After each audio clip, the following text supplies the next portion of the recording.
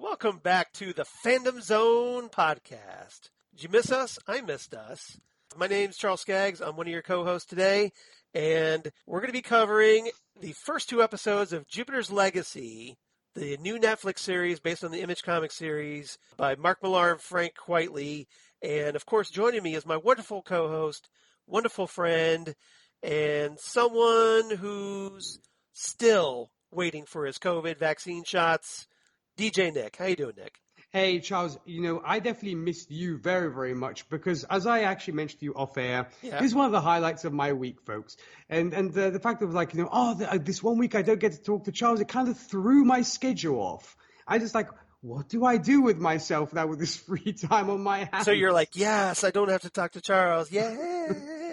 I very much felt like Agent Cooper in that famous meme that you put out when it came to you. With a strobe light turning on and off, and yeah. That's exactly how I felt. No, so I'm doing great. Super happy to be talking to you, and I think it's going to be a fun discussion for sure. We're temporarily leaving the MCU to embrace the Image Comics universe. And I cannot be more thankful to you for wanting to discuss this because it probably would have gone way under my radar and I probably would never have watched this had it not been for the podcast. I'm so grateful to you because I am, spoilers folks, I'm absolutely loving this show already. Really? Yes. Well, that's good to know because, I know it like you said, it's probably slipped under a lot of people's radar. This isn't a very big name superhero franchise that we're talking about here. This is something that just came out, within the past 10 years or so from Image Comics, and not a lot of people know about it, apart from comics geeks. Right. So, and those who maybe explore outside the big two. Right. Netflix, to their credit, they promoted it here and there. Mm-hmm. But by and large, this is kind of probably, I think, going to have to be a very word-of-mouth type series. Yes. And, Twitter's a big part of that, I think, because, I think Twitter, people have been talking about it on Twitter over the past 48 hours. Mm-hmm. So it's nice that, I'm really glad that you enjoyed what we watched, enough to want to talk about it. And I'm really looking forward to it because I'm a fan of the comics. So that's what I bring to the table. And that should be a pretty good discussion, I think. I definitely think so. And plus, as I said, I think it's, it's great that we get to discuss something from another publishing house like Image, for example, which has brought us wonderful properties throughout its existence. So I think that was fantastic. And yes, as you mentioned, Netflix did a good job of promoting this. I actually saw that in Italy, this is the second most watched show on Netflix. Excellent. Yeah, it actually became number one over here in the States. So, I have a feeling it'll probably bump to number 1, 2 here, but right now it's behind Sexify, which goes to show you where Italians' priorities and heads are right now. Yeah, that's true. Although I'm sure we'll see a little sexy time in Jupiter's Legacy coming up. So stay tuned, everybody. But so here at episode 216, we're going to be discussing, like I said, the first two episodes of Jupiter's Legacy, which are By Dawn's Early Light and Paper and Stone. By Dawn's Early Light, the teleplay was written by, and this episode was directed by Stephen DeKnight, who's notable because he was, I believe, the showrunner on Daredevil. Yes, he was. Which was, another Netflix series. Beautiful, beautiful show. Yeah, I really enjoyed that series. I'm still waiting for the third season to be released on Blu-ray Netflix, like the first. Same here. The one more completest season of physical media and me, like you. One more season. That's all you had to do. Release one more damn season. And then Paper and Stone was written by Henry G.M. Jones, but again, directed by Stephen DeKnight. So, a little consistency there. And I'm kind of glad that we're covering the first two episodes back to back.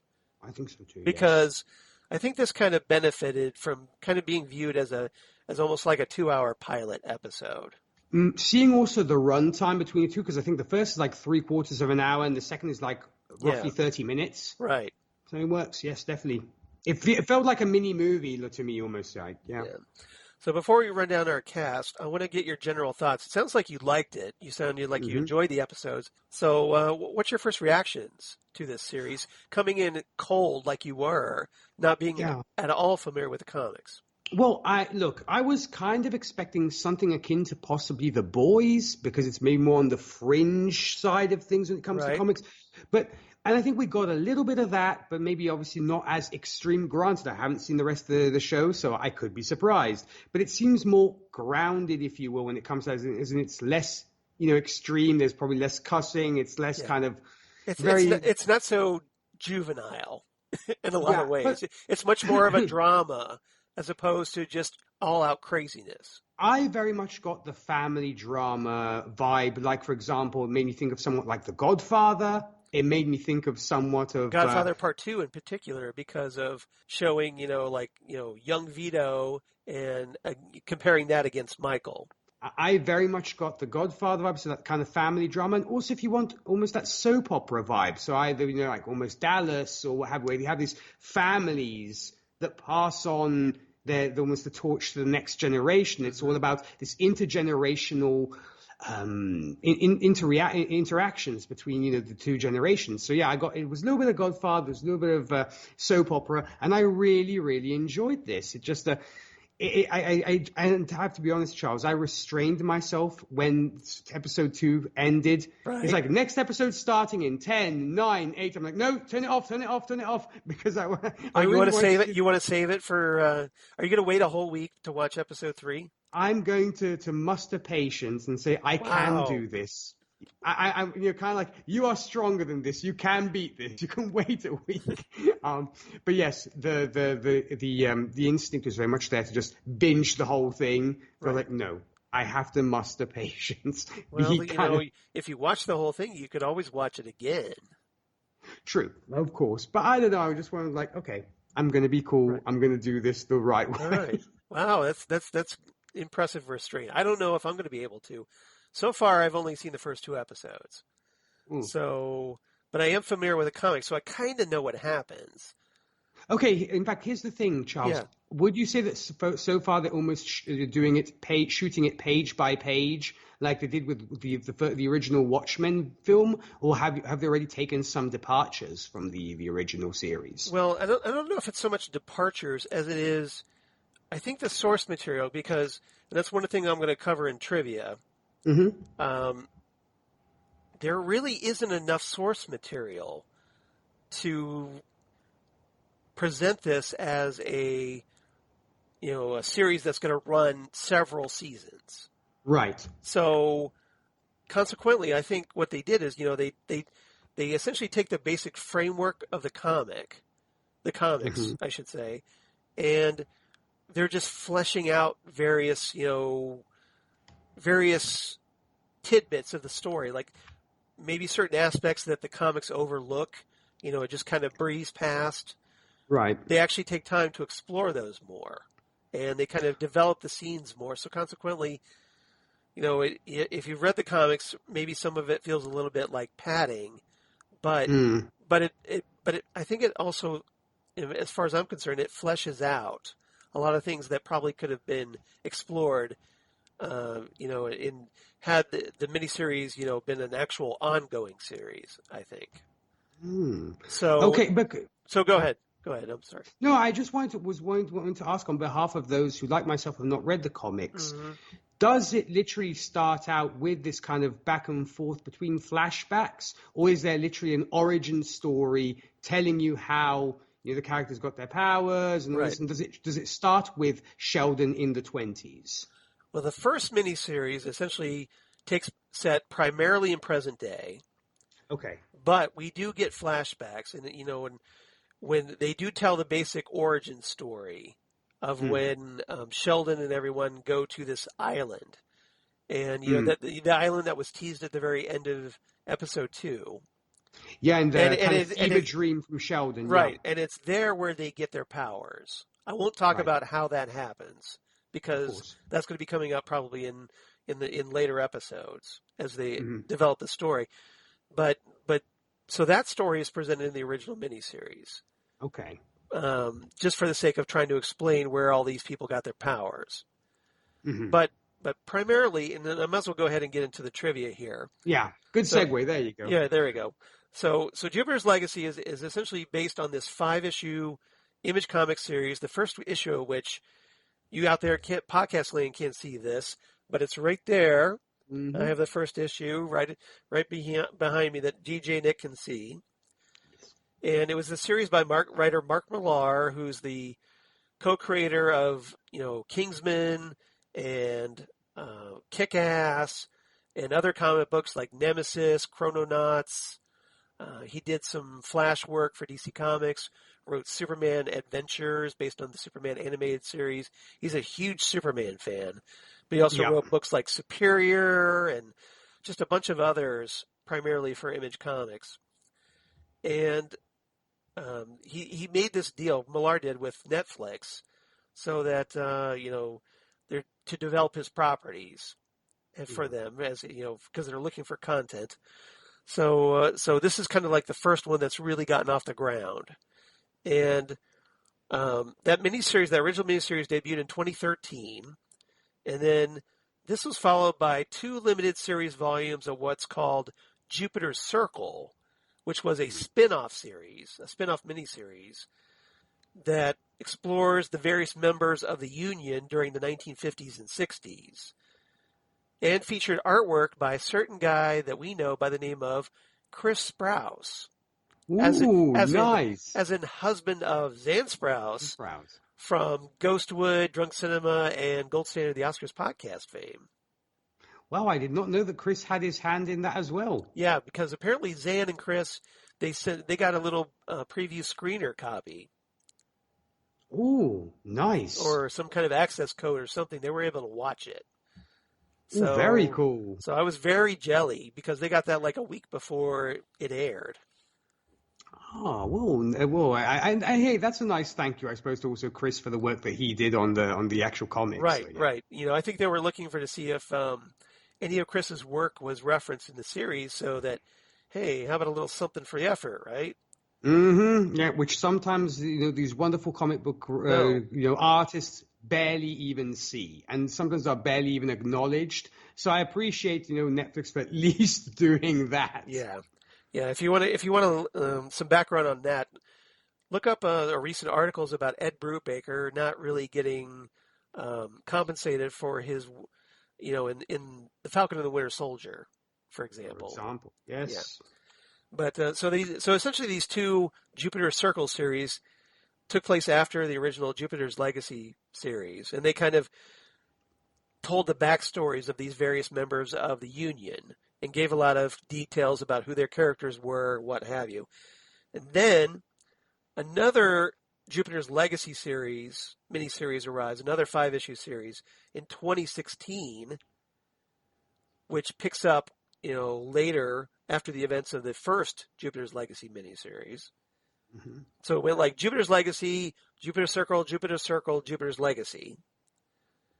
And then now, here in 2021, 5 years later, there's going to be another 5-issue limited series called Jupiter's Legacy Requiem, which comes out, the first issue of which comes out on my birthday, June 16th, 2021. So. What a nice way to celebrate your birthday, eh? There you go. Which means, of course, Charles is going to go comic shopping on his birthday. Of course. And I actually had a question to ask you, Charles. Sure. I mean, if it's spoiler territory, feel free to let me know. I'll try to keep it for the benefit of people holding off. Yeah, no, but exactly. Just who maybe are waiting, going episode through episode and haven't read the comics and what have you. Right. But either it flew past me, but does the name Jupiter's Legacy come from? Here's what my idea was. I mean, is that either revealed later on in the show, or is it? Because I saw it almost as a homage to the Greek gods, as in Zeus was known as Jove, which is Jupiter. Yes. And so Jupiter is the Roman name for Jupiter is the Roman name for Zeus. Yeah. Exactly. Is that where it comes from? Then? That's where it comes from. So essentially, it's, and I'm sure that, the Utopian here, Sheldon, is because I think the title is a metaphor, and because he's like the patriarch of the gods. He's the patriarch. Yeah, Zeus is the patriarch of the gods. So essentially, the Utopian here is the patriarch of this generational superhero saga, right? That's being told, and there's actually a comment about, and I think that, this is where they're implying the legacy is from, is that when his father's about, and we'll talk about this here when we get to it, in the second episode, when his father is like on the roof about to jump off and kill himself, he says that, he talks about been trying to build this legacy, and he actually uses the word legacy his entire life. And but became frustrated because, he felt like he was in a box at that point. Mm-hmm. So I think, this was a very powerful moment for Sheldon. So now I think Sheldon, and we'll get into that when we talk about Sheldon, I think Sheldon is concerned about his legacy. Of course. And, so, I just wanted to make sure that and especially with Brandon, as we'll talk about in these first two episodes.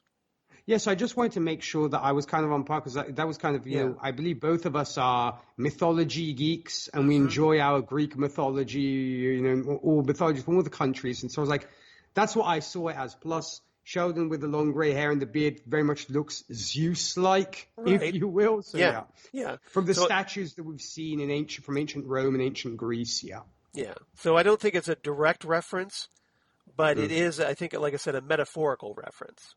Right. And, like you said, Sheldon does give that Zeus vibe, that Jupiter vibe. So if this story is essentially about his legacy, meaning his progeny and the progeny that his progeny have. Of course. So which we should be seeing. Because this is, right now we're only focused on 2 generations of superheroes. But eventually that's good. As long as they follow the comics, this should expand to 3 generations. Ooh, okay. This is very much a very generational superhero saga. Kind of like, DC Comics did back in the 80s with the Justice Society of America and Infinity Incorporated. Yeah. Their sons and daughters. So, a lot of anybody who follows The Bold and the Beautiful knows all about family sagas. Yeah, or Young and the Restless, that kind of thing. So, yeah.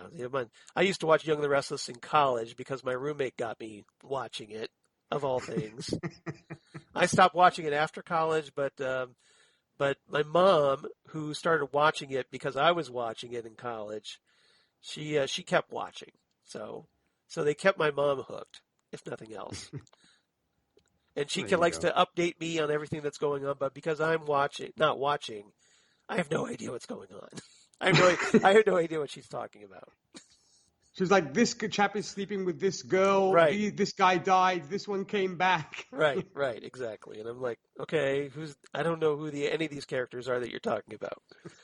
They weren't around when I was, watching in the late 80s. So, all right. So that's all the trivia I had, but I thought I'd kind of keep this down. So I know I kind of did a very long-winded answer to your question. So the comics kind of keep it separate for the most part. Okay. And but the TV show has decided, okay, let's just smush these together and going back and forth. And I know that some viewers have expressed their frustration with that a little bit online. So what do you think about the transitions going back and forth from 1929 to 2021? Well, I think the editing in this case was done actually pretty well, because when you're transitioning from one time period to another, it can almost be a bit jarring. Yeah. And you're kind of almost thrown off. Looking at you, Arrow, for example, where flashbacks don't go anywhere. Here, obviously, they actually do give you something. It didn't bother me. Granted, there was a part of me who was like, I'd rather see what's going on today. I mean, I don't need so much backstory, but here it's important for it is the characters, especially the character of Sheldon. It plays in from what his father kind of brought and in his values. Yeah. So no, I didn't find it. I actually didn't mind it, and as I said, I thought it was edited well enough to make sense for these first 2 episodes. It will be interesting to see if they carry on with this. I assume they will, because there are certain characters that end up getting together and stuff, which we don't get in the first 2 episodes. So, no, all in all, I was happy with it. I thought the direction was good. I mean, I'm a fan of Mr. Knight's work from Daredevil, and I think it very much has that Daredevil vibe. So, yeah, I mean, I was happy with it. I mean, did you find that jarring, the kind of jumping back and forth? Did it annoy you at all? The transitions don't really bother me, because knowing what I know from the comics, I know that the 1929 stuff does matter to the story arc because, especially with the relationship between Sheldon and Walter. Yes. And the positions that they essentially form, being brothers in 1929, and how that carries into what's going on today, and how that will affect certain things going forward. So I think it is important backstory. It does, unlike you said, the era flashbacks. I think it matters more. I think it's actually relevant to what's going on. Oh. And like I said, when we flash back to Sheldon and Walter's father committing suicide, and talking about that legacy, and now you're going to see how that moment really affected Sheldon, and has him so fixated on what's going to happen after he dies. Yes, exactly, and how it makes how it influenced his parenting when it comes to Brandon and Chloe. Right. So and I suppose also he takes from that too. Yeah, and Sheldon, we're going to get into this, but Sheldon kind of being the dreamer, while Walter is the realist. Maybe he's the realist. He's the one putting his nose to the grindstone to get things done. He's the guy left holding the bag and feeling responsible. So, and that sets a very important tone for what goes on in 2021. For sure. All right. So, do we set that up nicely? I hope we did. All right. We did. Yeah.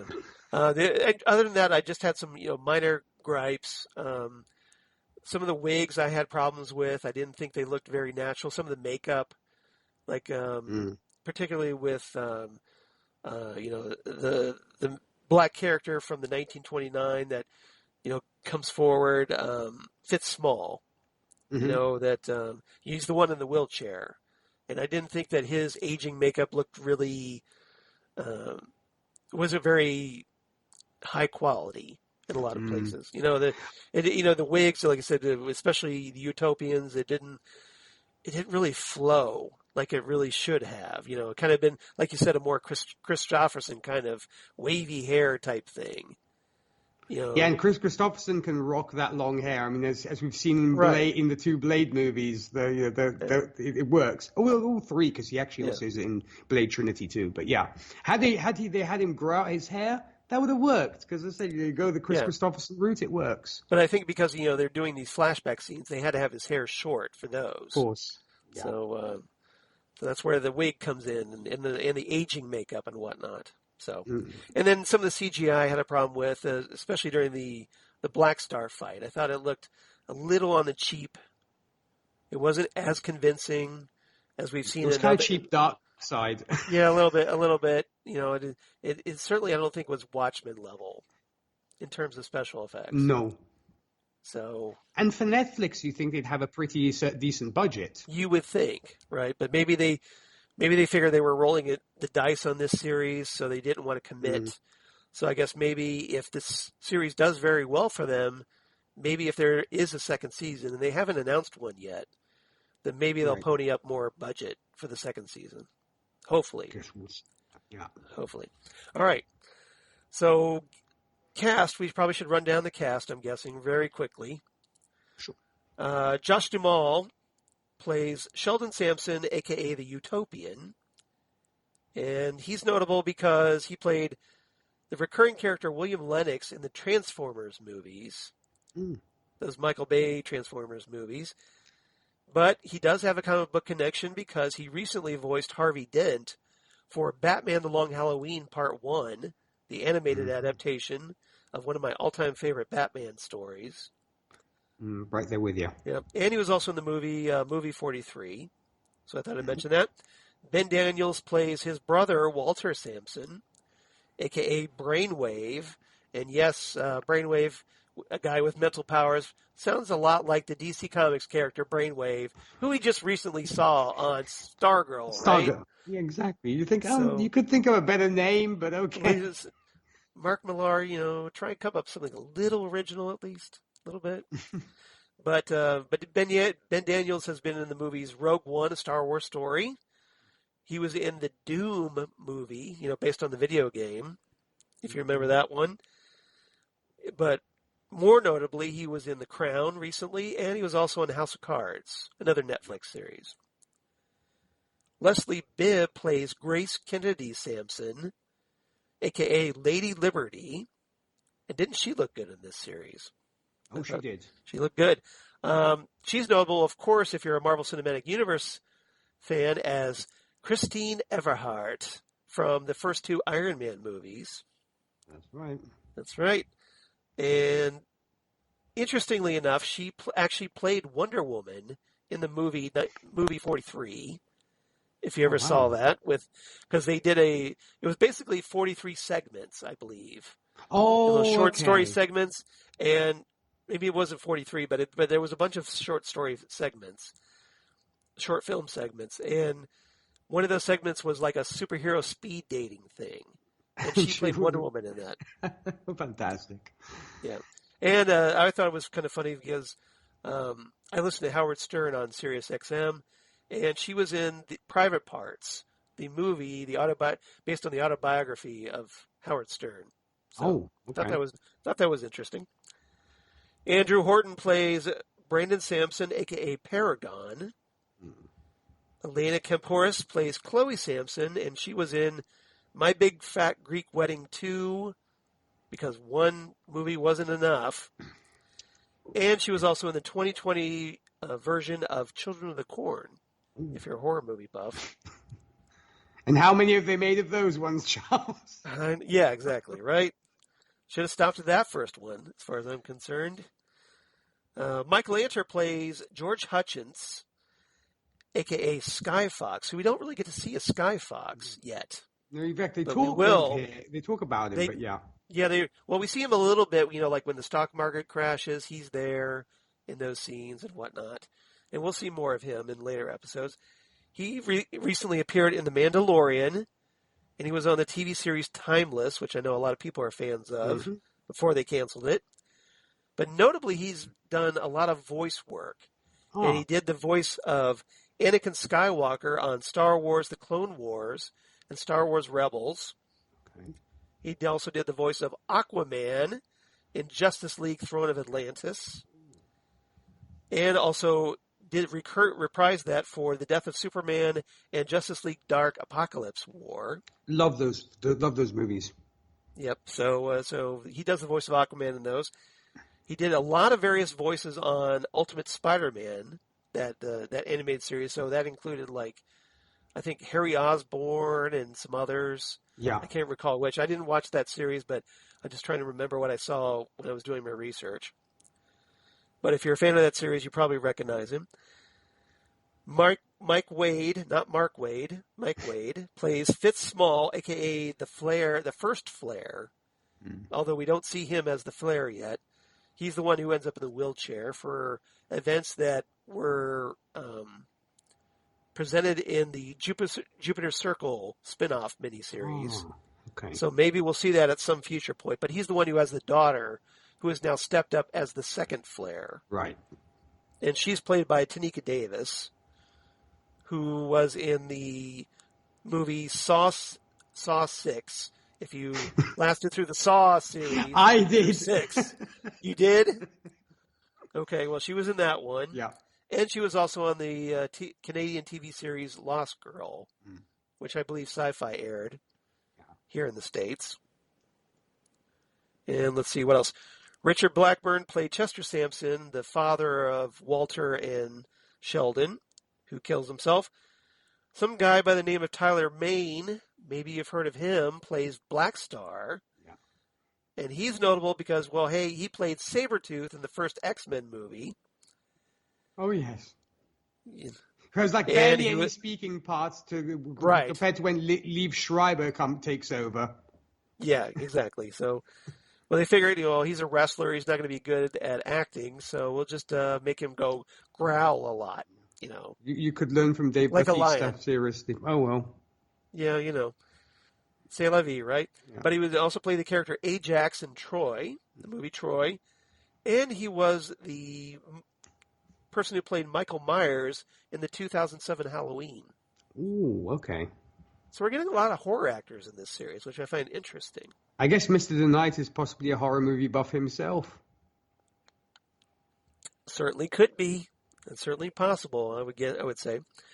All right, so very quickly, because we're doing 2 episodes this time, right. We're going to have to try to do more truncated reviews. But so we'll start off with the first episode, By Dawn's Early Light, and we're going to do 3 topics. Actually, I'd take it back. We're going to do 4 topics for this first episode. So first topic, let's talk Sheldon, Walter, and Grace in 2021. That's an important distinction. Yes. Because I want to kind of keep the 2021 stuff separate from the 1929 era stuff. I think that's a great way to manage this. It makes sense, yeah. It makes sense. So as I'm trying to break this down for discussion purposes. So Sheldon, we're introduced to Sheldon, Walter, and Grace, and they're essentially members of the Union. They've been superheroes for 90 years. I hope I look that good after 90 years. Right. Although I have to think the superpowers probably helped a little bit. Yes, very true. You know what? It very much reminded me of the Kingdom Come series. Mm-hmm. That's a great comparison. I very much got that kind of the way Superman looks. Like the older Superman with gray temples and the red and black chest logo. Yeah, I immediately went to that. I actually would love to get it framed if I can find that one shot where Superman is holding up the tractor. Oh yeah, with the kind of flowing gray hair. I don't know why, Charles, but that image just stuck with me because it's just so beautiful. I love that. And that's now you're going to have to grow your hair longer when you get older. Exactly. Right? Yeah, I look like an old hippie. Me and Willie Nelson could get on real well. There you go. I'm sure he would party with you. He's that kind of guy. Yes. So like I said, they've been doing this for 90 years, and essentially they become these icons to the world. Mm-hmm. And they were the very first superhero team, and since then they've had kids. And as time has gone on, now interestingly, they've only had one generation of kids in 90 years, right? So we don't know how exactly old Brandon and Chloe are, but at some point they had Brandon and Chloe. Sheldon and Grace. And, we kind of see that Sheldon has developed, into a very frustrating, or at least frustrated character. He's concerned about what's going to happen, like I said, with his legacy, about what happens after he passes. And he's very hard on his son, Brandon, and has almost alienated, especially in this episode that we find, Chloe, his daughter. So what did you make of the way these characters were introduced and their relationships with their like Brandon and Chloe, I guess? So my opinion of Sheldon tend to kind of go back and forth because there were moments when I was like, I really like, because the name of his character very much suits the way he wants to do things. Utopian, i.e., as you very well said, Charles, he is a dreamer.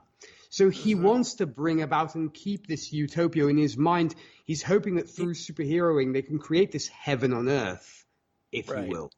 He's an idealist. Yeah. That's right. That's exactly, which obviously contrasts very heavily with his brother's realism, of course. And I love that they actually address so many things that I was actually thinking about. Because if you've been around for so many years, why didn't you stop the Holocaust? Why didn't you stop the atomic bomb? And they address that stuff, and I'm so glad they did, because very few superhero movies or even TV shows ever address the fact of why did they allow World War II to happen or World War I to happen. But that aside, he is very much an idealist, and I love that he has these very core values of we don't kill, we try to make the world a better place. He's very ethical, but at the same time, he's fixated on this code, you know, and that's what he refers to constantly is like, and he chides Brandon for not following the code. We don't kill, and that's the prime one that he's fixated on. So consequently, I think it's affected the way his it's affected his entire perception of the world because he's so stuck on that code that was established back in the 1920s. Yeah, it's very much kind of, to him everything's kind of almost black and white. There's no gray area. Like, it's almost like I'd rather die following the code than, my son rescuing me and going against the code. By rescuing me, he's breaking the code. And at the same time, though, he is very much a control freak. He doesn't want to admit it, right? He is very much that control freak. Yeah, he's very much that control freak because, to him, and I think it frustrates him when there are things he can't control. Like any control freak. Something is beyond your purview and beyond your periphery of controllability.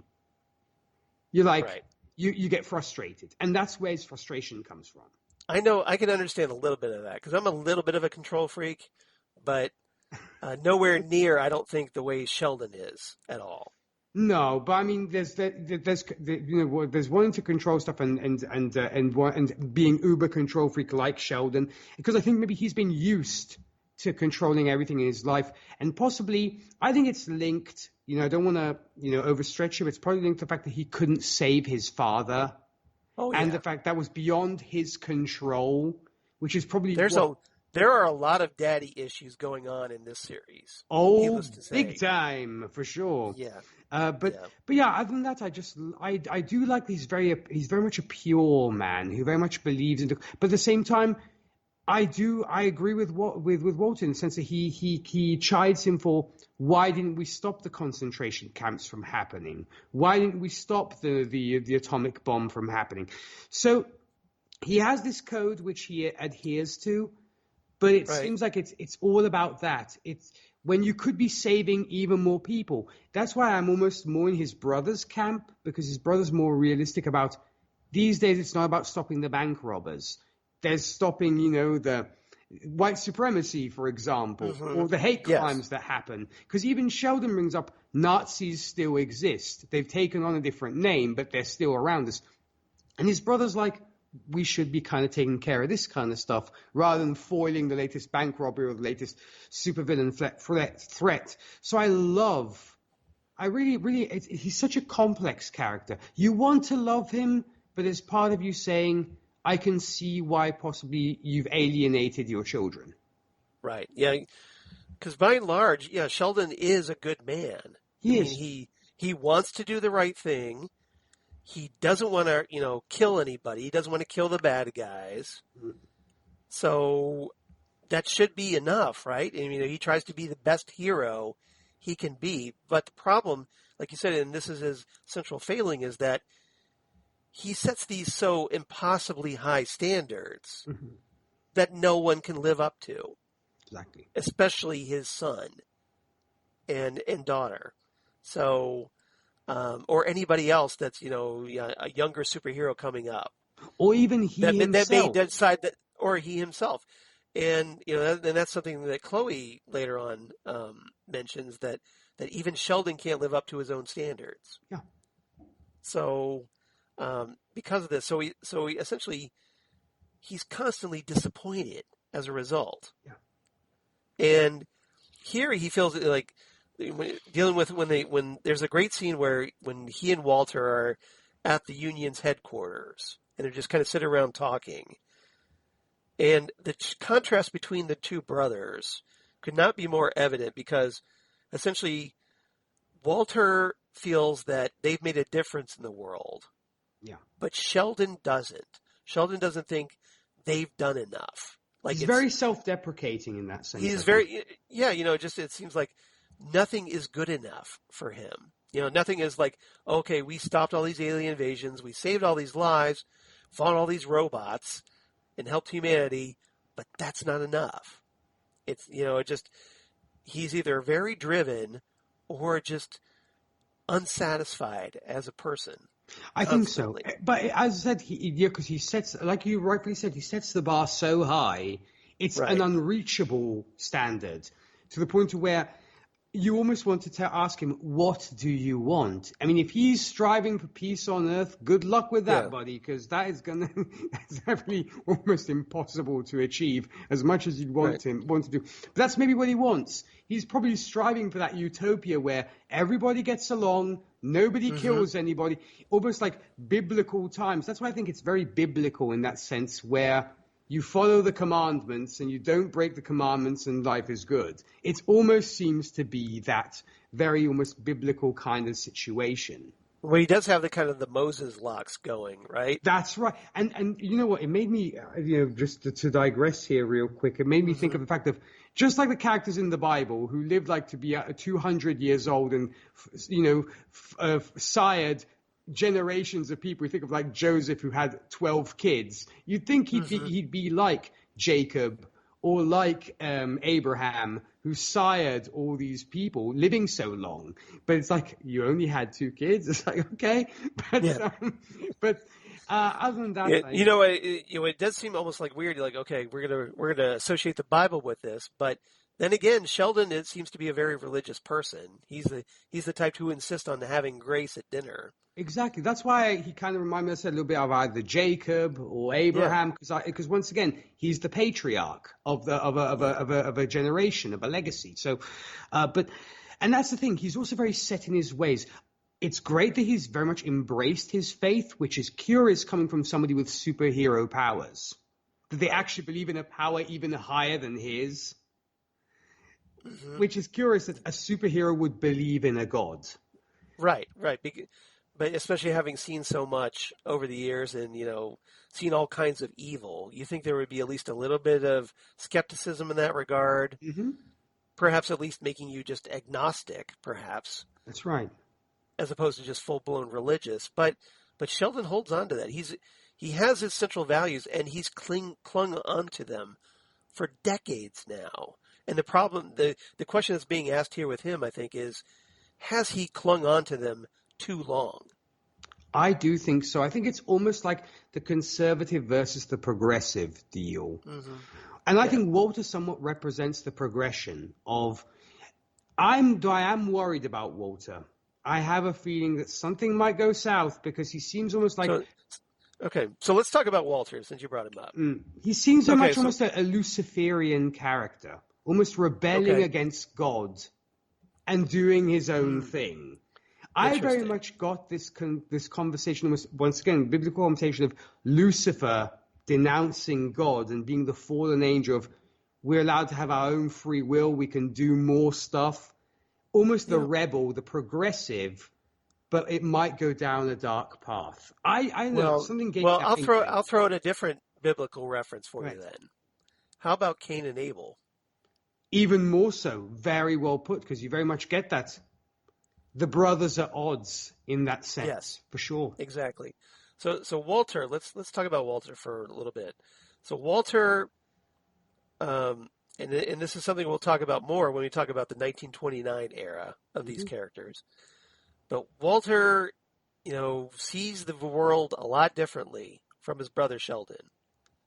We talked about, Sheldon's the dreamer. Walter is the realist. Walter is the one who, he kind of, feels that after watching his brother be his brother for the past 90 years as a superhero and being this icon, I think he feels, I don't know if he feels overshadowed, but I think he feels that Sheldon should be doing things differently.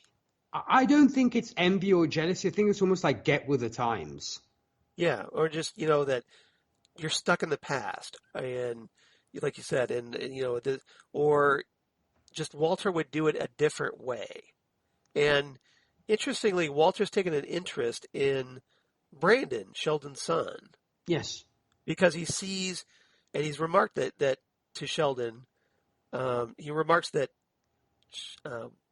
Brandon has this potential. Everyone says so, according to him. And Sheldon, being Sheldon, doesn't recognize that. Oh, no. He's always putting him down. And then he actually makes, I believe, that comment to his wife about there's so many people out there who have potential but don't actually make it. So it's like, even what does that even mean? He has potential. It's almost like he's bringing, and there's one comment he makes about Brandon. We'll talk about this when we talk about Brandon, but it's essentially it's something that really haunts Brandon, the way he, and Brandon obviously has a very complicated relationship with his father, his own daddy issues, if you will. Oh yes, like I said, there's daddy issues all around here. Just that, but Sheldon, doesn't see that potential, but Walter does. And that's going to be something that's very important going forward. I have a feeling it will, because I suppose Walter, being the progressive, sees what Brandon is going through, and obviously already not being aligned with Sheldon's view of the world. Right. He's very much taking Brandon under his wing, which that's why it makes me think there might be a rift at some point where Walter takes Brandon away, saying, "You can do your own thing, kid. You don't have to, stick with the old man and do it the way your old man does it." And you do know that he's almost like trying to act as a mentor to his nephew. Very much so. And you do have to imagine at some point Brandon is going to snap, because of constantly being talked down to and chided for things when he clearly means well. Case in point, the Black Star incident, where, he kills in order to save his father's life. And his father doesn't even say, "Thank you for saving my life, son." No, he's like, "What the hell are you doing? How could you?" Right. Right. Because it just turns into another criticism. Yeah. Because if it were up to Sheldon, he's like, it almost seems like he's implying I'd rather die, and you not kill, take Black Star's life. I'd rather die with my principles. It was like, you could have deactivated thing. I was so frustrated. His code, his precious code, matters more to him than his own life, or perhaps the life of his own wife. That's right. And so speaking of which, and this is my little way of segueing. Nice way. Here. Let's talk about Grace. So Grace is kind of almost caught in the middle here. Mm. Although, and as we see, especially in the second episode, she doesn't exactly always go along with what Sheldon wants. She's still very much an independent woman. She tries to be the dutiful wife or whatever, and mother to their children. So I'm curious what you think of Grace in this situation, and how she might be a factor in this overall storyline. Well, you set her up there very well, Charles. The thing is, you're welcome. I do feel I try.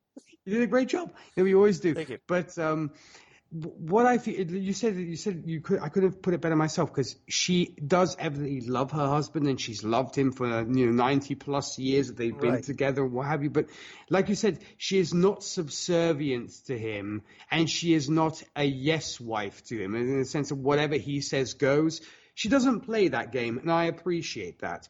Granted, she does want to hold up certain values, i.e. you kind of don't, yell at your father, you cuss your father out at the dinner table and all this kind of thing.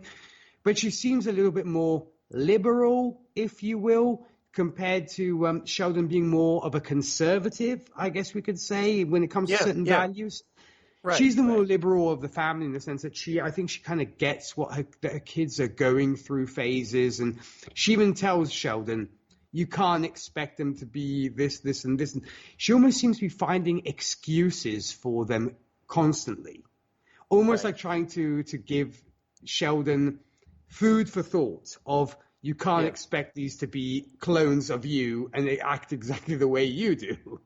Yeah, well, I think she's trying to break through to her husband and get him to be more tolerant and accepting of who they are, who her kids are, their kids are.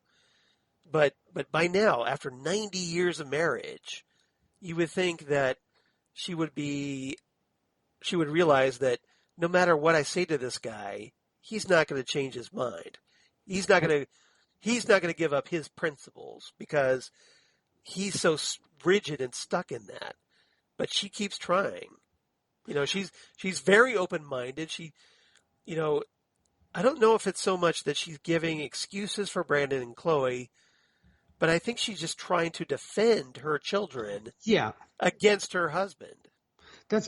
Just think of the fact that, for example, the fact that Chloe poses possibly nude or very scantily clad for big magazines. I mean, heck, you're posing for like Mary Claire or what have you. I mean, those are still, granted, I'm not a frequent reader of Mary Claire, but from what I've seen in news agencies, I just look at the pictures. Yeah, exactly. I buy them it's like Playboy. I buy it for the articles. Right. But they are very tasteful, publications. It's not smut by any stretch of the imagination. You're not like you're doing Hustler or Lord knows what else. And I think she encourages it very much. Just look at Sheldon's reaction. It was like, you were barely wearing any clothes or this kind of thing. And his wife, I think, embraces that more about the fact that, Chloe's doing her own thing. More power to her that she's becoming a possibly successful model and is on her way in that sense. So she embraces what her kids are up to more and cares less about, are they adhering to my husband's code? Yeah. And so consequently, I think it's, watching my own parents who have been married, going on 60 years. Wow. That, they still, even though they know all about each other, of course, but they still kind of reside in their own corners, respective corners here. They know when to fight one another and they know when to back off in order to keep their marriage from imploding. And I think that's the case here with Sheldon and Grace, is that because they know exactly, and by this time they damn well should know exactly how the other's going to react, or how the other thinks and feels, that they may have a scuffle, but it's nothing that's too impacting. It's nothing that's going to destroy their marriage or set them opposing one another. It's just more like, okay, we're going to mix it up for a little bit, and then everything's chill. Hey, what's for dinner tonight? Yeah, I do think that, as we're also pointing out, that she's holding out hope that that Sheldon will change his ways somewhat, or come to grips with the new generation, if you will, and understand his kids. Yeah.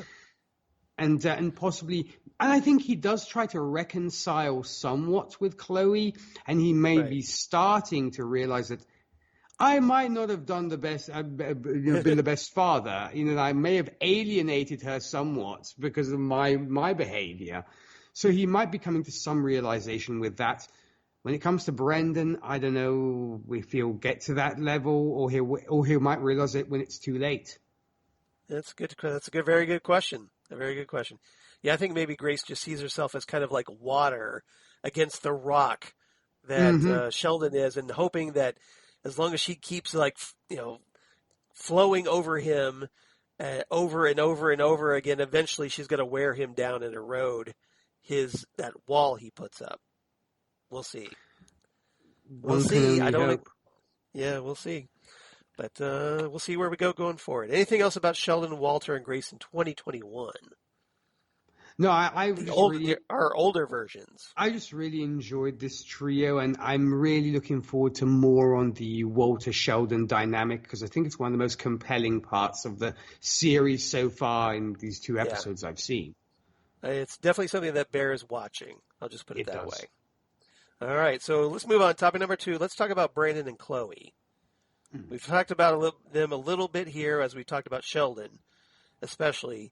So Brandon is trying to follow in his father's footsteps, trying to become that next generation superhero, calling himself Paragon. He's a very similar costume to his parents. Interestingly, it's more blue than white. So kind of, you notice that, like, visually, it kind of associates him more with his mother than his father, I think. And while Chloe is, like you said, she's off doing these photo shoots, essentially trying to be, and I'm sure this is probably where the name has come from by Mark Millar, that almost like a Khloe Kardashian type, that someone who wants to be the social influencer, the media celebrity, the model, doesn't really see the value, at least at this point, I might add, of being a superhero. And even though she has all these great powers, she doesn't, follow through on the great responsibility, which was a line that very early on in this first episode, Sheldon, if you caught, actually references, the great Spider-Man mantra, with great power comes great responsibility.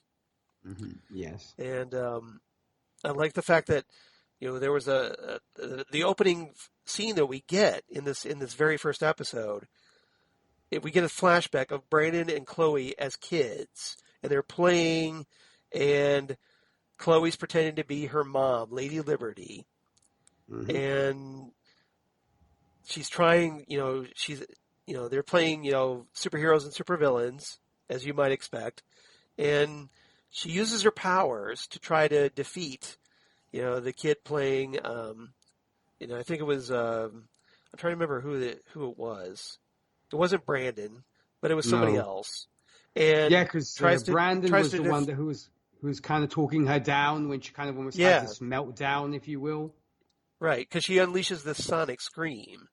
Mm-hmm. But the reason I bring this up is that, later on, when Sheldon tries to say, hey, look, you shouldn't use your powers to hurt anybody,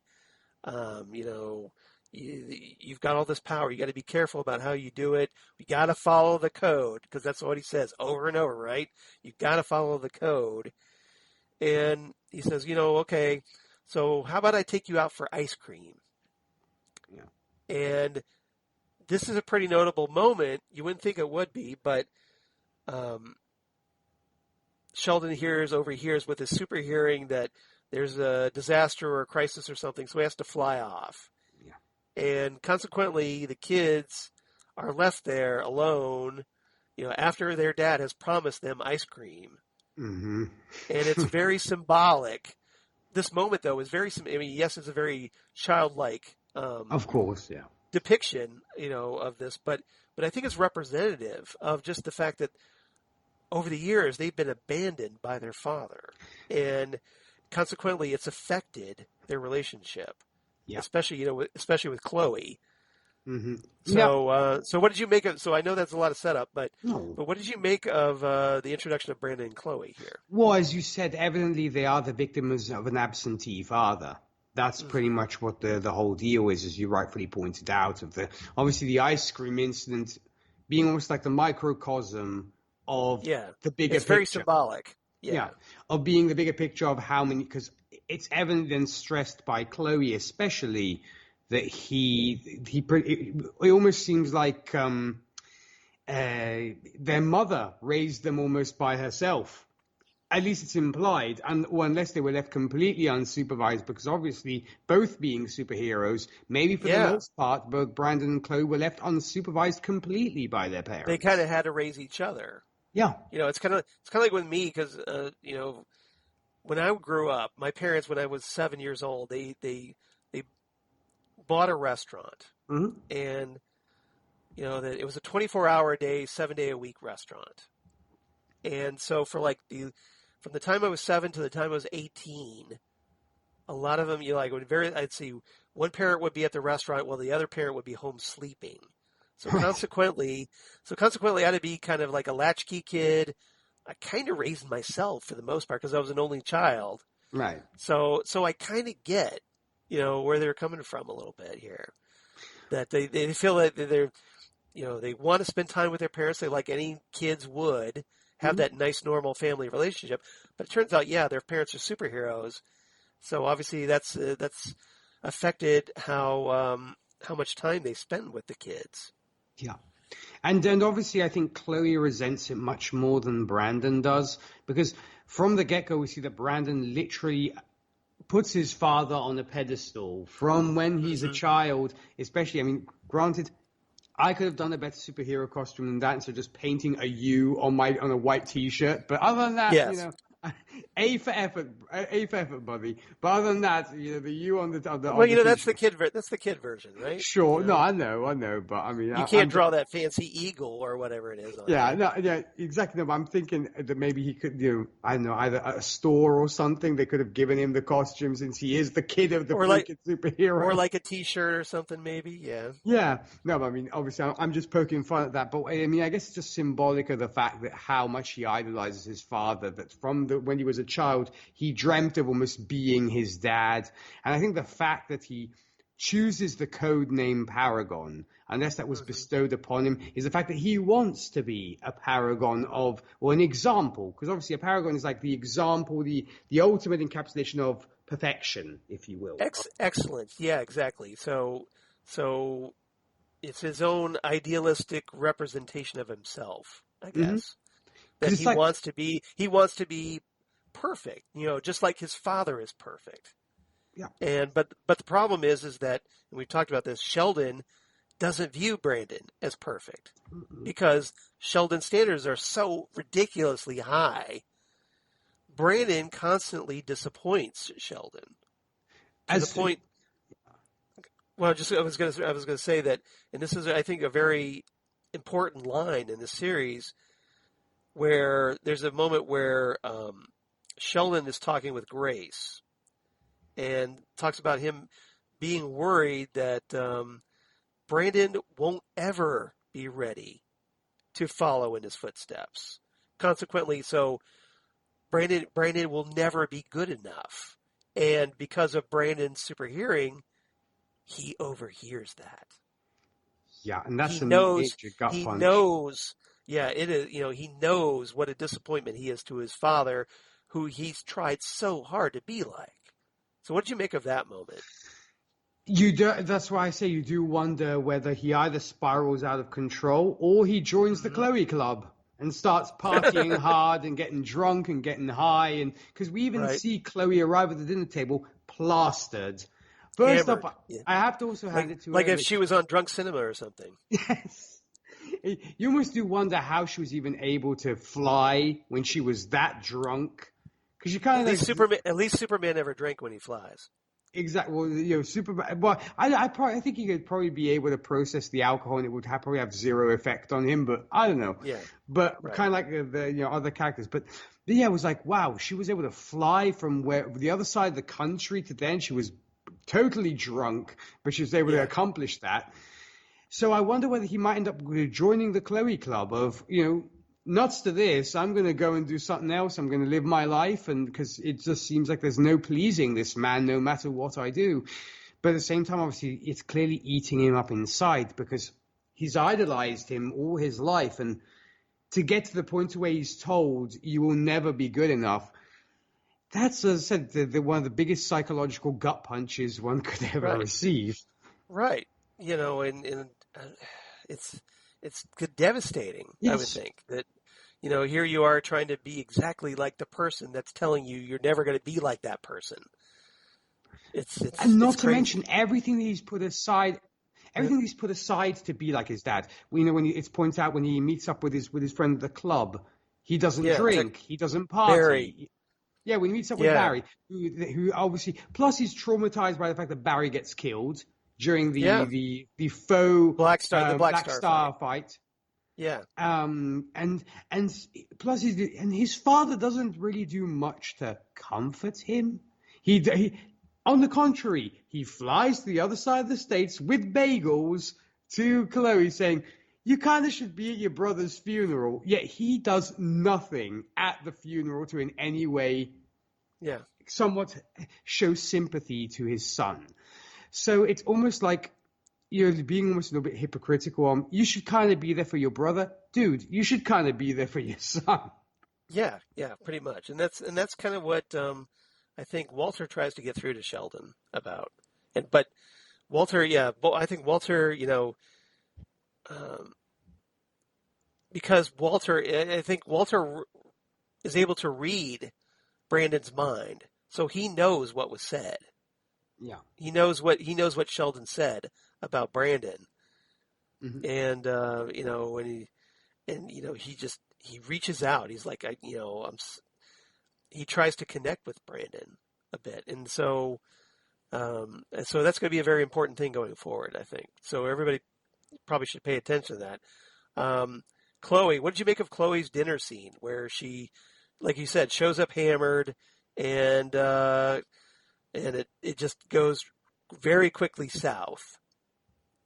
She basically tells him, like, look, I'm never coming over here for dinner again. See ya. Bye.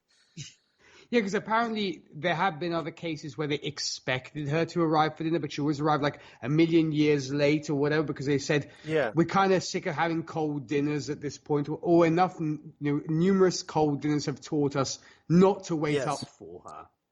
Right. So she's been enough of a disappointment to them, so they're just like, we don't expect her. Hopefully she shows up, but we're just going to move on. Yeah, like, we'll just eat, and if she shows up, she can eat in her own sweet time. But yeah, already the fact that she shows up completely wasted, and you obviously clearly this is the next stage that you think Brandon might get to, because this is Chloe's now way past that, to where she's completely there's been a huge rift between her and her father, because she probably got sick of it earlier than Brandon did, and maybe there's or possibly.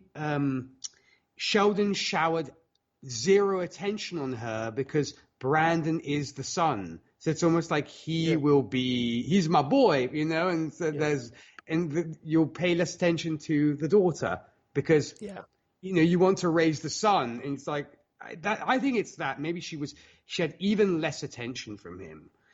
Yeah. And I think she kind of that's actually something Brandon brings up. He's like, look, you're just jealous because they have this conversation after after Chloe storms out that, well, you're just probably jealous because Dad picked me to be his successor. And Chloe comes back at him going like, look, you're never going to live up to the standards that he wants, Brandon, you idiot. Even he can't do that. He even can't live up to his own standards. She sees through some of Sheldon's BS, to be honest. Yes. Yeah, she does. Or does. she realizes it's just such an unobtainable goal. She's more in Walter's ballpark. She's very much more like her uncle compared to her father. And but at the same time, I don't think her father, Sheldon almost accuses her of abusing her powers to further her own gains, but I don't really see her doing that unless she's playing on the fact that she's the daughter of a famous superhero. And so she gets these great gigs because they're like, oh, this is Utopian's daughter. We have to get her on the cover of Mary Claire. We have to have her on this stuff. I don't know whether she used his name or his name has that much clout to have her be able to be on Mary Claire and doing all these photo shoots. It's an odd one. Granted, she is down spiraling and she's definitely not a positive character, but I think she's trying to maybe make more of herself, but she's going about it the wrong way, and it's clearly on a path of self-destruction. Yeah, I think so. And we'll see how that plays out. All right. Anything else about Brandon and Chloe? Because I know we're already kind of like running late here, so I'm trying to like figure out. Okay, should we? No, all in all, try to cut this now, or move on, or just let it go. It's such a good discussion. Just to make it brief, I just am really looking forward to seeing where these two go from here, and whether there will be an even bigger rift between the two, i.e. she becomes a supervillain and he becomes a superhero and they duke it out, or what happens, or they get closer because he's starting to wisen up a little bit to his dad being so absentee and expecting so much of him. Yeah. At this point, it does feel like that all Chloe and Brandon have are each other as brother and sister. Yeah. All right, topic number 3. Let's move on. 1929, as we go back and see the younger versions of Sheldon, Walter, and Grace.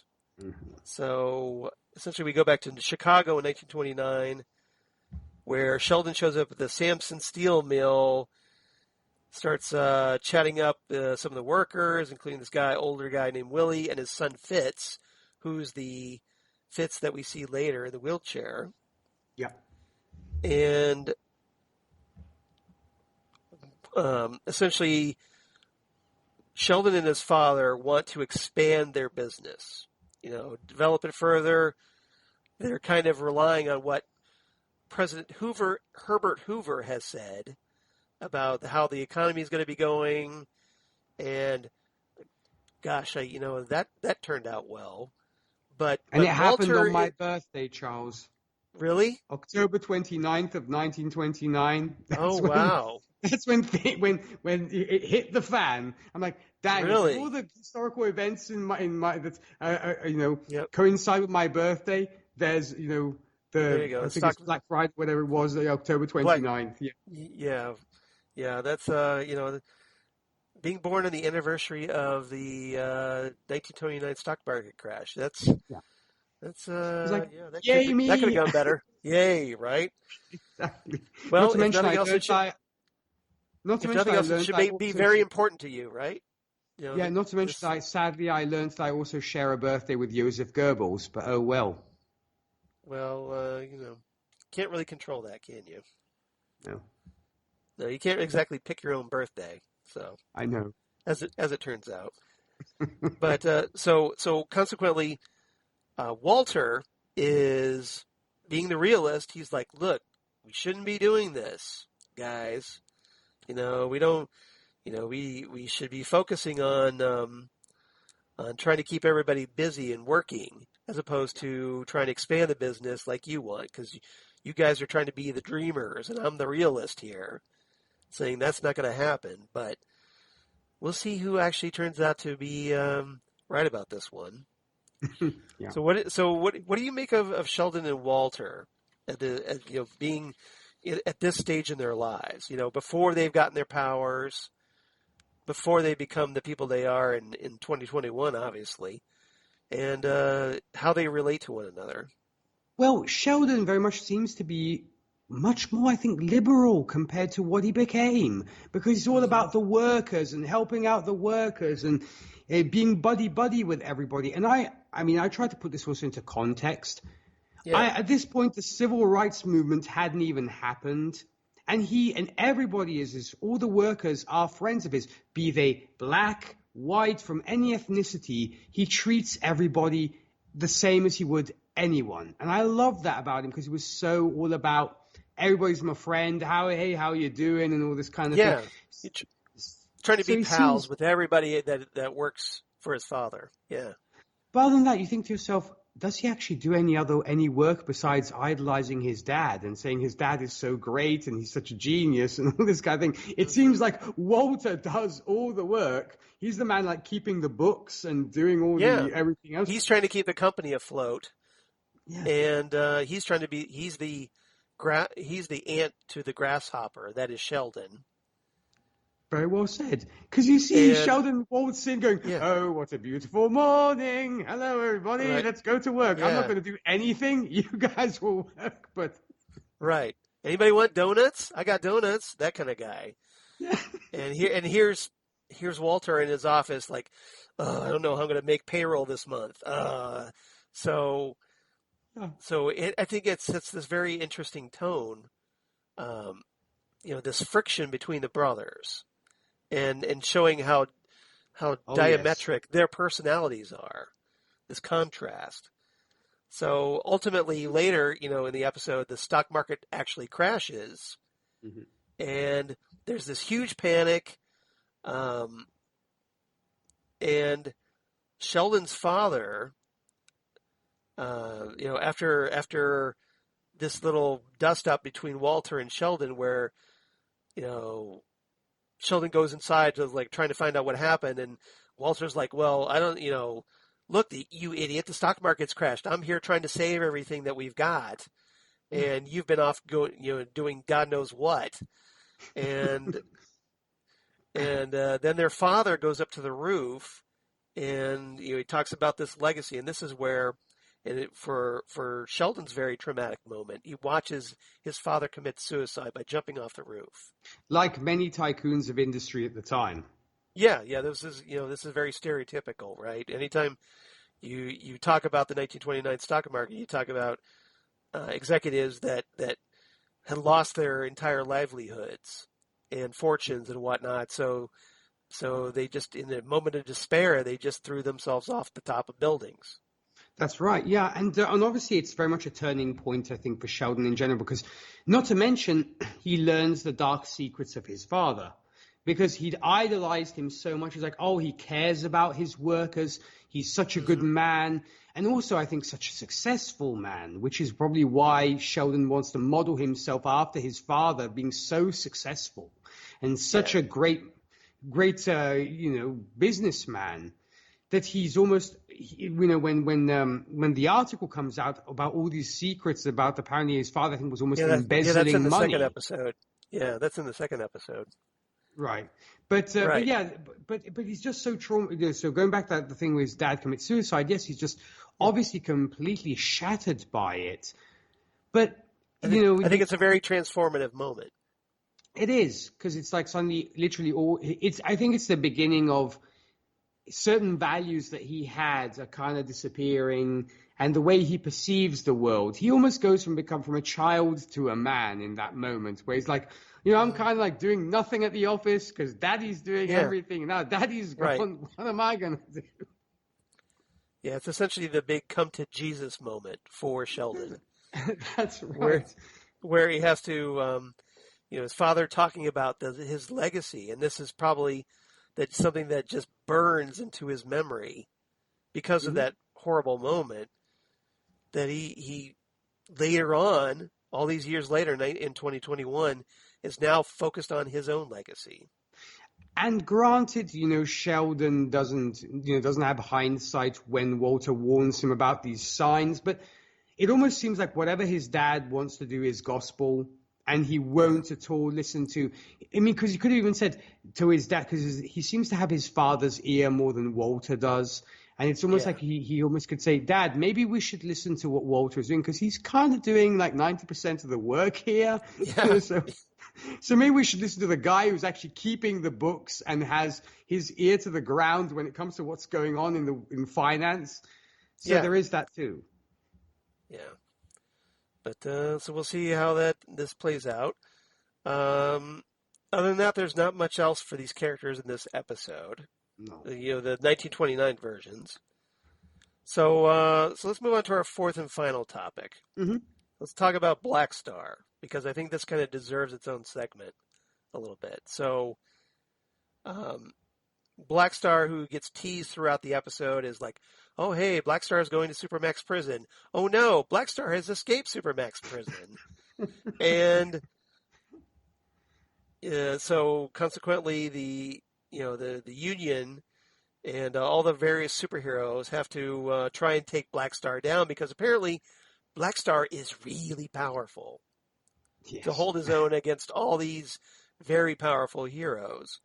So probably kind of he comes off kind of like, to me, to a cross between Mongol, and Metallo.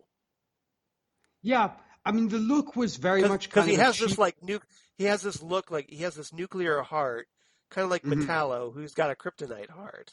Yeah, but he's very almost indestructible, like Mongol, and super strong. Yeah, and I just thought this look-wise looked like a cheap knockoff of Darkseid from the Snyder Cut. A little bit.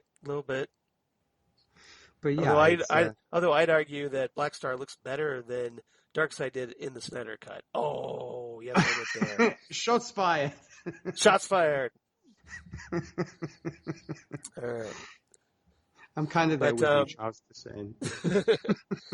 So what did you make of this fight? Because it was like I said, I think the CGI could have been better, but overall it's pretty impressive to see like all these superheroes ganging up on one big bad guy. It was entertaining for what it was, and it was kind of fun. Granted, though, I have to say, sometimes it seemed like I was watching a tennis game with all the and stuff. It's like, I'm either watching porn or am I watching a tennis game here? Because are you watching the Williams sisters? Yeah, I know. Right? Yes, because I mean, I guess I know that there's the the physicality of it all, wanting to make it. But as I said, it very much. I thought if nobody saw what I was watching, they'd probably think I'm either watching some really kind of high def porn or I'm watching tennis, because that's what so Nick is turning down the volume so the neighbors don't say anything or look at him sideways. Yeah, exactly. Or Sonia comes home from work going, "What are you watching?" He's like, "You couldn't wait till I got home," But yeah, it was fun. And then it turns into to this.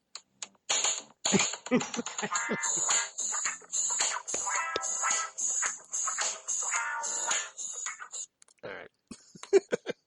Sorry, couldn't resist. I can't hear you, Nick. You're muted. Sorry about that. No, there we go. Yeah, no. So I was saying, because I just thought the moaning and groaning was a little bit over the top for some of the characters. A little bit, yeah. But other than that, look, I mean, to be fair, it was the show's first fight, I guess. I don't know. Yeah, but other than that, I thought it was decently choreographed, and yes, the CGI could have been a little bit better. But hey, we got the Mortal Kombat finishing move, which I thought was kind of cool on Brandon's part. Yeah, so let's talk about that. So Brandon, who, after his fellow younger superheroes, some of them have been kind of holding back, letting the old guys deal with Black Star, so that they could swoop in the last moment and get photo ops, I guess. Yeah, and enjoy like a smoke before going to fight. Right. Yeah, they just kind of like hang out, like, oh, that's kind of cool. Oh, that's a big move there. Oh yeah, and then just just biding their time.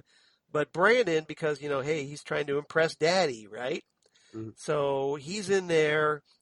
He kind of sees his father at a very, looking at a very being overwhelmed. I don't know if overwhelmed is the word, but essentially, on the ropes a little bit at the hands of Black Star. He's kind of getting his butt handed to him a little bit. Yeah, pretty much. Well, him and his mother both. So it looks like, Sheldon, something very serious could happen here. So Brandon kind of takes it up on himself to, do this big, like, leap into the air and then come down really hard and essentially, like, demolish Black Star's skull. Just like basically blows his face off. Well, I mean, yeah, it's like this big cavity where his head used to be, almost. So it's Mark Millar, so it's always, he loves ultra-violence. He doesn't shy away from it. Kind of like if you've ever watched the Invincible animated series, which I highly recommend, by the way. Or the boys, that kind of thing. Or the two Kick-Ass films. Right. So, like you said, instead of being grateful, though, say, hey, Brandon, good job. You took out the bad guy and saved us. Sheldon is angry with his son. He's like furious with what happened, because Brandon killed the bad guy. He's like, we don't kill. What's wrong with you? Almost like it almost reminds me of like the reaction of some fans after watching Man of Steel when Zod gets killed. That's kind of the reaction he has. Well, I have to be very honest here. I don't like Superman killing because I don't see that in the character. So consequently, I was not happy with Zack Snyder turning, Superman into a neck snapper. There's always another way. Like Sheldon says. So maybe I'm a little bit more like Sheldon, at least when it comes to Superman. But this was, this was essentially, very essential. A life or death situation. A life or death situation. Yeah. So there was moments to, split seconds to make a decision, and Brandon made that call, and. Instead of trying to console Brandon, hey, I'm sorry, you must be very affected by the fact that you killed this guy or what have you, or grateful, saying, hey, thanks for saving us. It turns into another failure on Brandon's part in the eyes of his father, who he's trying to idolize. Well, add to the fact that he's just seen one of his best buddies, Barry, get killed in the process. Not to mention two others, right? Because like three of them, three young superheroes are killed. Not just Barry, but two others. So he's gotten to the point to where it's almost like, you know, I've already seen these three get killed right before my eyes. I can't let it happen to any more people. Granted, I can see the fact that killing is not the answer, but at this point, he had to kind of make the decision of it's either my dad or this guy. And you know, you're right in the heat of three heroes are dead, and I want to prevent it from being 4 or 5 or 6. So and you're right in the heat of battle. He's a young guy. He gets chided by his father for like, you could have disabled his heart or something. I don't see Brandon being that cool-headed at that point to say, okay, I'm going to try and disable his heart and not knock this guy's head off. Yeah. So it's what I want to know is, why didn't Brandon say, well, Dad, why didn't you do that? Mm-hmm. You know, you had your opportunity. You didn't stop him. So I stopped him. And it's something that factors in later in the next episode, is that a lot of other people take Brandon's side in this argument. They don't take Sheldon's side. So, Black Star Walter himself, had tried. I believe. Yeah, Walter had tried, to use his powers, and that gets interrupted. So essentially, it was like a last resort move, and people see that. Everyone but Sheldon sees that, apparently. That's right, because as I said, he'd rather die than break his precious coat. Yeah. And then after that, they take this body back to their, I guess, Union headquarters. Mm-hmm. And then Walter finds out that something's wrong because Black Star is still in prison. Mm-hmm. So whatever they just killed wasn't the real Black Star. That's right. And apparently it was a clone. And it's one of the theories they're going with. That's the cliffhanger we got. So because he's either parallel universe, clone. It could be any of the above. So a good question here now is, where did this clone come from? Who's responsible for it? Exactly. If that is what it is, for sure. And in fact, even Black Star himself doesn't really sort of comment too much on it, except the fact that he says Brandon should be jailed as well because he committed murder. But and then they point out, oh yes, true, he didn't utter a word. All he did was groan, whereas Black Star seems to be more of the chatty kind of villain. Yeah, he's like, he won't shut up. So I thought that was funny. So there's an obvious distinction that only after the fact they pick up on. Mm-hmm. All right. Anything else about this episode? I know we talked a lot about it. So I just really enjoyed it, and I was so glad when you told me we decided to do 2 episodes, because when the countdown went, I'm like, yes, I can actually watch this one and not feel guilty about it.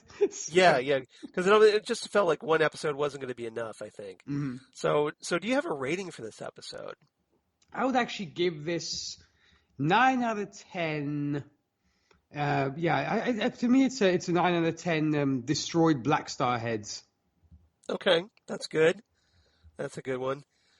I wasn't as I didn't rate it as high. I didn't rate it as highly as you. I think I was just turned off by some of the production values a little bit. I thought it could have been better, but I appreciated what it was. So I'm going to give it 8 out of 10. Uneaten ice cream cones. Oh, shame! And now all the violins of the world are playing. Yes. Sad music, right? Yes. So poor young Brandon and Chloe did not get their ice cream cones, and triggered a ton of daddy issues as a result. All right. So see. Take the kids out for ice cream, and you won't have any problems. Come on. Get them some damn ice cream. That's right. All right. And now I want ice cream, now that I've talked about ice cream. All right. Let's move on very quickly to episode 2, Paper and Stone. Mm-hmm. So we'll kind of do a little bit of the same breakdown here. So So going back to 2021, Sheldon and Walter and Grace, we start off with Grace holding this press conference about the Black Star incident. Mm-hmm. And it's here, Sheldon's there, Walter's there, and there's a large group in front of their headquarters that she's giving this press conference. And people essentially, and this seems to be the popular opinion, support Brandon's actions of what he did. And Sheldon, this does not compute in Sheldon's world. Oh yeah, he's totally thrown off. And he goes to the point where he completely steps in, grabs the mic, almost like was it Puff Daddy taking the mic away from what's her name? Oh, wait a minute. I was thinking of when Kanye West took it away when Taylor Swift won the award. I don't know why I said Puff Daddy. You're right. Kanye West taking it away from Taylor Swift. Yes, That's what I was trying to think of. But yeah, so kind of like that. It's like, I'm going to let you finish, but no, Brandon didn't do the right thing. Yes, exactly. He's like, look, I don't care what the world thinks. The world, needs to... Because there was a reporter there showing hey, look, a large group of Americans support Brandon's actions and whatnot, and Sheldon doesn't see it that way. Sheldon's like, look, then the world is screwed up. Exactly, the world is wrong, not my view of the world.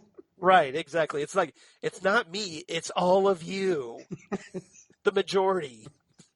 That's right. I don't have a problem. The world does. It's the world's problem, right?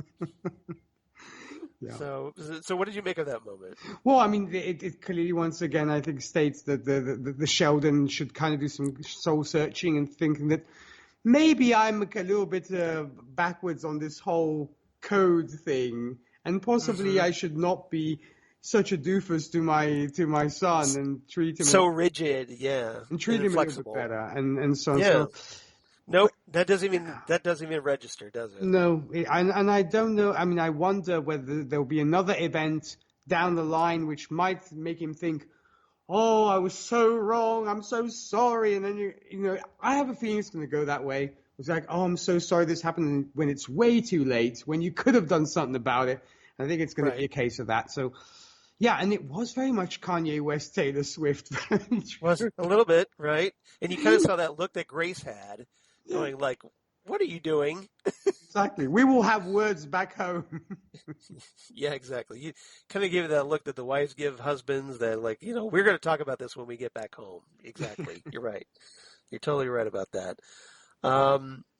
He ends up grounding Brandon because, God forbid he actually tried to be sympathetic a little bit about everything that happened. Exactly. Maybe he's a little, do you think he's better that Brandon is being favored here?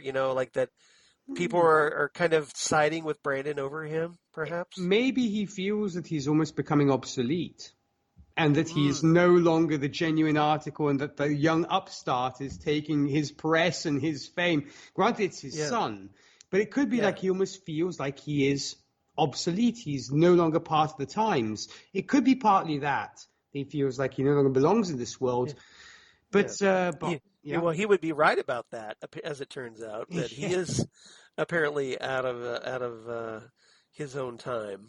And I think you're onto something there, because I think that maybe he's just he's frustrated that people aren't siding with him on this one. He thought that, look, you've been in my corner all these decades, and now you're kind of turning on me a little bit. What's up with that? So he's frustrated. Yeah, I think it's almost like the whole anachronistic The world thing. has changed, and he hasn't. Yeah, that's why I think it's very anachronistic of the way he behaves and all. But yeah, and I think it's that. And I love the fact that he tells Brandon, "I'm not grounding you. This will give you time to reflect and to think." Yes, of course, it will just fester in his son's mind about what's going on, because you're giving him zero counseling, zero talking to. You're leaving the guy alone with these very raw feelings. I'm not a therapist, Charles, but I think anybody could latch on the fact that it's just going to fester in his mind if nobody does anything about it. Yeah. And I think, the idea that he goes and tries to ground Brandon, who is old enough not to be grounded for one thing. Yeah. And he tells him, I'm not grounding you. I'm giving you time to reflect. Yeah, it's like, no, you're grounding me. So, but it's just more horrible parenting on Sheldon's part. And he almost says you'll be grateful for this at a certain point. Yeah, you use this as a learning experience or time to reflect, that whole thing. Wow. It's like, are you kidding me with this? And Exactly. And I'm sure Brandon is just, so frustrated. Mm-hmm. And on top of, and it doesn't get any easier because, and we'll talk about Brandon at the funeral for his friends later, but after that funeral, the 2021 funeral, I might add. Yeah. Sheldon and Grace do go home afterwards, and Sheldon's upset because he overheard people praising Brandon. Yeah. For what he did with Black Star, including, well, hey, there were cops. Brandon reaches out to the widow or the widow or whatever of one of the guys that was killed. The one cop who says we lose too many of our. Oh yeah, yeah, kind of. And there's that almost mutual understanding between the two. Yeah. So it's so Sheldon just is really frustrated with this. He even with what's his name? I'm still trying to learn the characters here for this. So Fitz and his daughter and his daughter were there, and they're telling here's someone from Sheldon's generation telling Brandon that he did the right thing. Mm-hmm. So it's almost like another betrayal, and he's trying to express this frustration to Grace, but Grace is just like, dude, look. For one, you interrupted me at the press conference. Not cool. And two, maybe things are changing, and whether you like it or not. That's right. Yeah. And she's not totally on board. Like she doesn't quickly roll over to his point of view on this.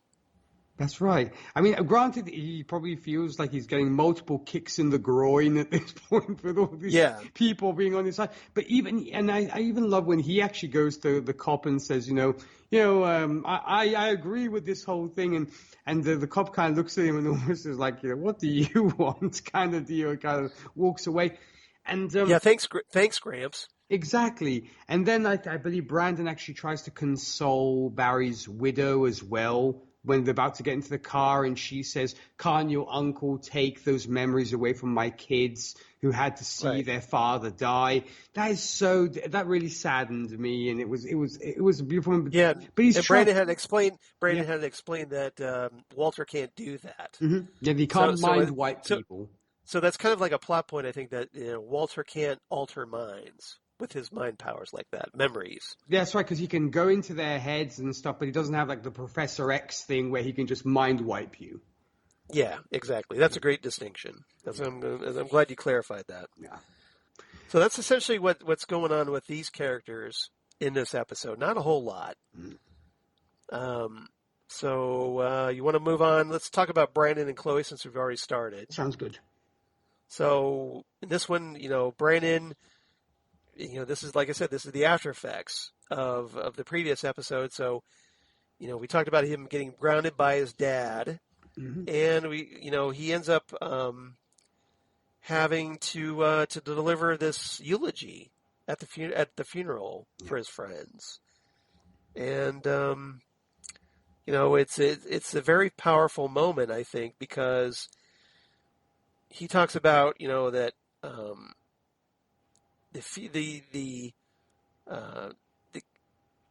The older heroes, the Union didn't really see these younger heroes as heroes, that they weren't up to their standard, but they died, in service, they paid the ultimate sacrifice, and so as far as I'm concerned, they're heroes. Of course. And do you think he almost kind of envies the fact that they were killed? It's almost like I could have put it all behind me and I wouldn't have had to worry anymore about everything that was going on with my dad. Yeah. But I did appreciate the fact that when he's trying to think of the eulogy, he's always worried about, he's worried about, will I say the right thing? I don't want to say the wrong thing. What do I say? I don't even know what to say. And it's true in those situations, sometimes you don't know what to say. But he does a great job, and no surprise, everybody rallies around him. It's curious that he doesn't seem to be as concerned about the fact that Chloe is not there. And it's more Sheldon's problem because he keeps looking up at the sky. Yeah. Because we've seen him show up at her apartment with the bagels. And do you want to talk about that? Because, I thought it was an interesting sequence where Sheldon shows up with, like you said, with bagels, trying to almost as like a peace offering. And is immediately rebuffed by Chloe because she's like, well, I can't eat gluten before my photo shoot. Yeah. And I'm like, okay, you don't have to be such a, about it. But she's not willing to give him an inch at all. No, is she? Yeah, no. She granted she's a little bit obnoxious. I will say that, but yes. And a little bit rude in that sense, and not to me. But I did get kind of mad at Sheldon as well because you toast the bloody bagels, you butter them, but you don't eat them, and I was like so upset because I can't get bagels in this country for neither love nor money. So So I shouldn't talk about the bagels that I have upstairs right now because I'm so sad. Sometimes, that's why I so look forward to hopefully going back to visit my relatives in the UK because we always bring back tons of bagels, which we pop in the freezer. As rightfully Sheldon points out, you put them in the freezer, they keep. But but the fact is, he's toasted them, he's buttered them, and he's not eating it. He's like, oh, you don't want to eat them? It's like, I'll eat them. Where's your toaster? It's like, what is the deal with that? Well, again, I think it's a control thing. I'm going to take charge of this situation. You're not going to eat these things. I brought them, so I don't want them going to waste. So I'm going to go ahead and eat them. Even though he doesn't, and you actually and you can't put toasted bagels in the freezer. I don't see those. No, you can't. It's wasted now.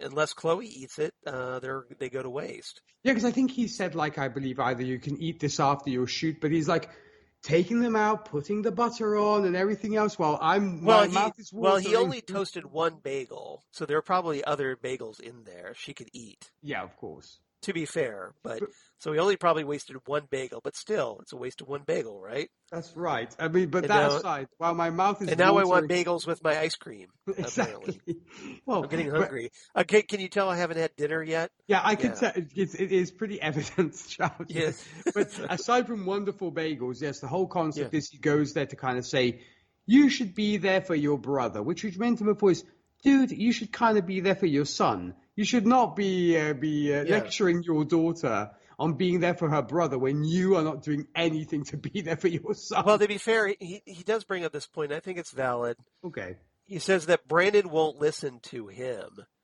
but he will listen to you, Chloe. So I think he would benefit because of that he feels that Brandon would be more receptive to her than him at this funeral. You do make a good point. And, well, hey, at least Sheldon's realized something, that his son won't listen to him. Yeah.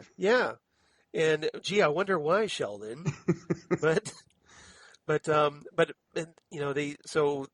kind of quickly get into this, which is presumably a very big habit of theirs, these butting of heads between Sheldon and Chloe.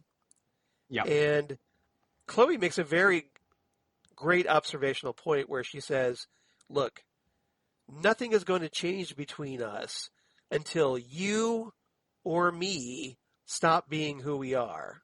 Mm-hmm. And that's never going to happen. Exactly. And she's right about that. They're at this eternal impasse because neither of them will budge an inch. Yeah. And until that happens, until somebody finally gives in or changes, their attitude, they're going to keep butting heads. And it's just going to be this eternal frustration for both of them. Yeah, it's the eternal Mexican standoff, literally. Mm-hmm. Yeah, you almost expect Sergio Leone to be directing the scene, with where you focus real close in on the eyes Yes. as they kind of like look at each other back and forth, waiting for one of them to make a move. That's exactly it.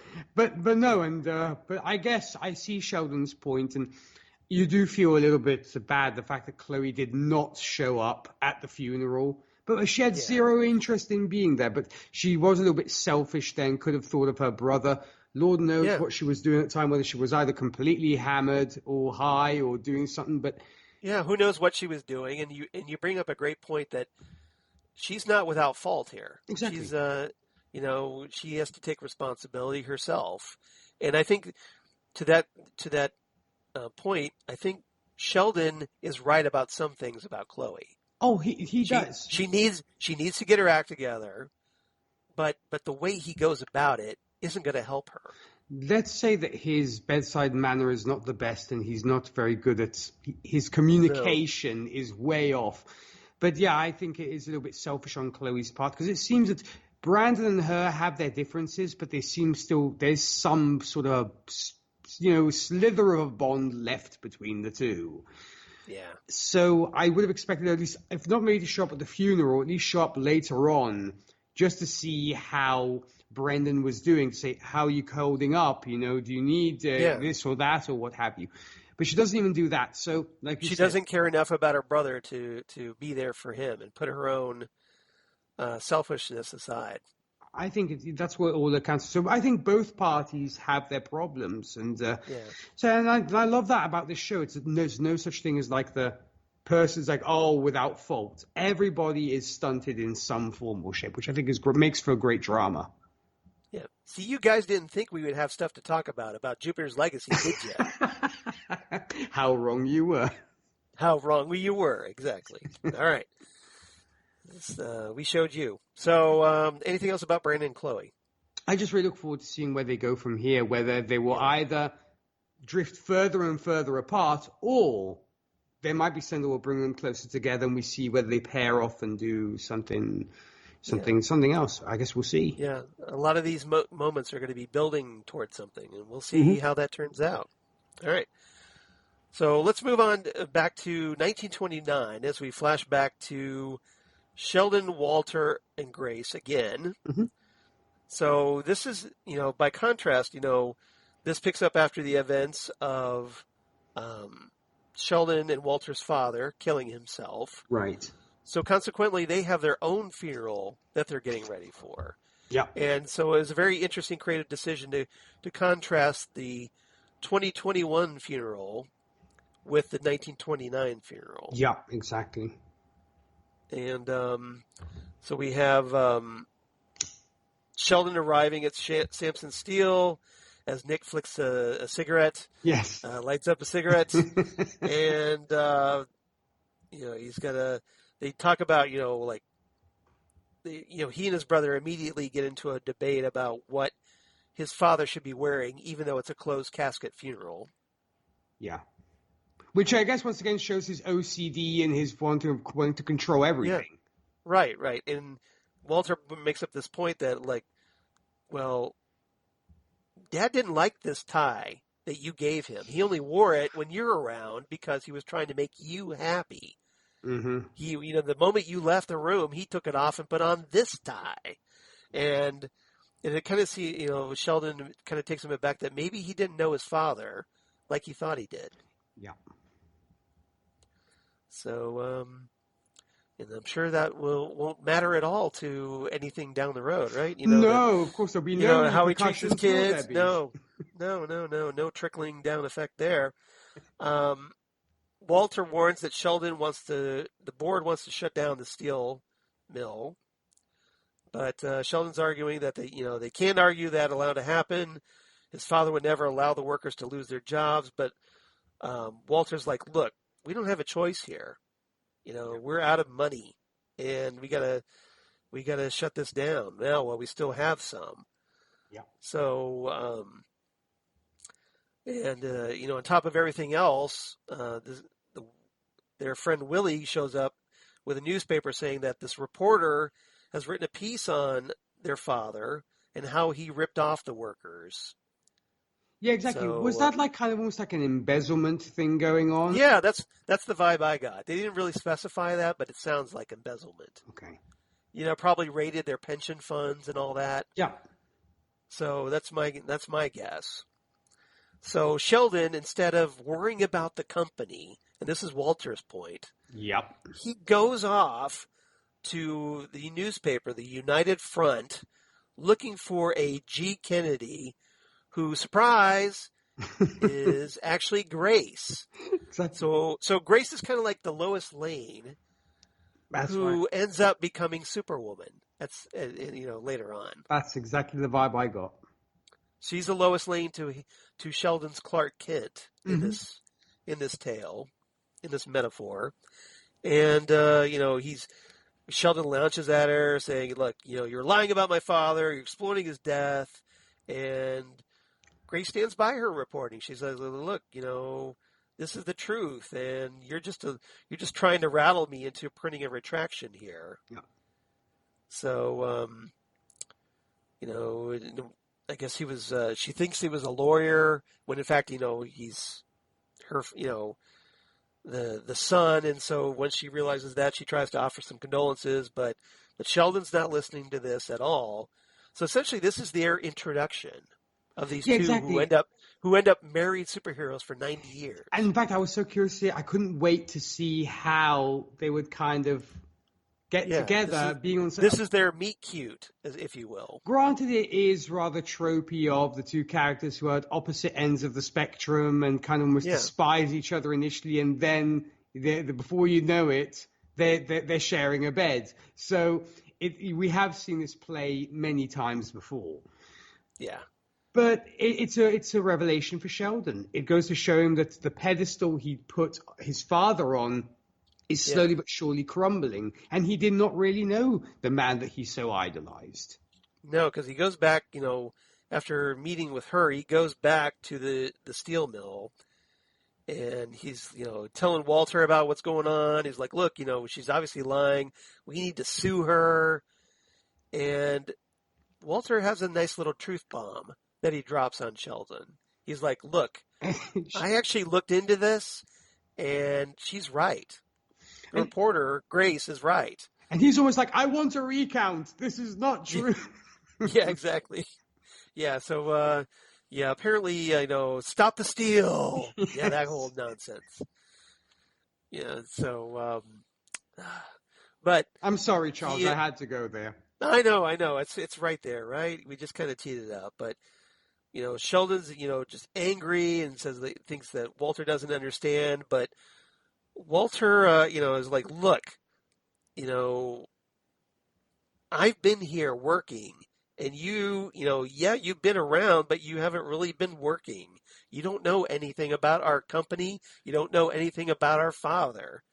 And all you're concerned with, like, well, I'm trying to keep this business going. You're out there arguing with the press and getting a new suit, and, it's very foreshadowing of what is going to be playing out 9 decades later. Yeah, and also it almost seems like because Sheldon, in fact, I thought to myself, what in the world does he do in this steel mill? Because it's almost like he revels in, like, I'm the privileged guy who can be friends with the workers because I'm so progressive. Yeah. Like, hey, I'm the white guy who's friends. I have black friends. That guy. But I don't do an iota of work throughout the day. No, and what happens is because of them finding out that their father embezzled from the company, stole their pensions, the workers, quite understandably, are not happy about this. In fact, you definitely can't blame them. And as I said, they were ready to, like, tear Sheldon's head off from his shoulders until Willie and Fitz step in and say, hey, look, you guys don't want to go to jail over this. You got wives and kids. That's right. So just clean out your lockers and go. You have to think, as I said, how psychologically where Sheldon is at this point. In fact, he literally has a nervous breakdown because when he's even talking about his father, Grace points out that his nose is bleeding. So already it's the fact that he's evidently having a nervous breakdown of some sort, and then he literally faints on the floor and literally goes into convulsions. So so the question is that a nervous breakdown or is that something else? Dun, dun, dun. Yes, very true. Yeah, because at the end of the episode, he ends up in the hospital bed after going into a seizure at the funeral for his father. We see him, he gets him in the hospital bed. Jane's there, his current fiance. Mm-hmm. Walter's there, and George Hutchins, the guy who becomes Sky Fox later on, is there. They're bickering. Jane's like I've had enough of this. And then all of a sudden, Sheldon starts having a fit. Yep. He starts having a vision of like his father stepping off a ledge, the pocket watch, a windmill, a boat, and a group of people, and a mysterious island, mm-hmm. among other things. And he hears what appears to be his father's voice telling him to find this island and save America. Yeah, that's right. So, again, is that a nervous breakdown or was that something else? In fact, I so look forward to hopefully we'll get a review about that because, yes, it very much seems like a fever dream out of nowhere where he's suddenly seeing all these things. And, that's obviously where we go almost to black and as episode 3 starts up where the countdown on Netflix started to say 10. I'm like, yep. Oh, I still want to see this. I still want to see it. No, turn it off.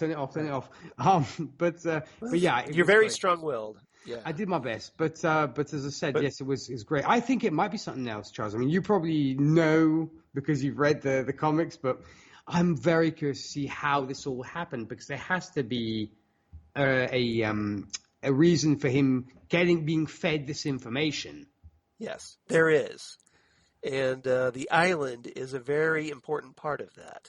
Mm. So stay tuned, everybody. Look forward to it. All right. So anything else about this episode?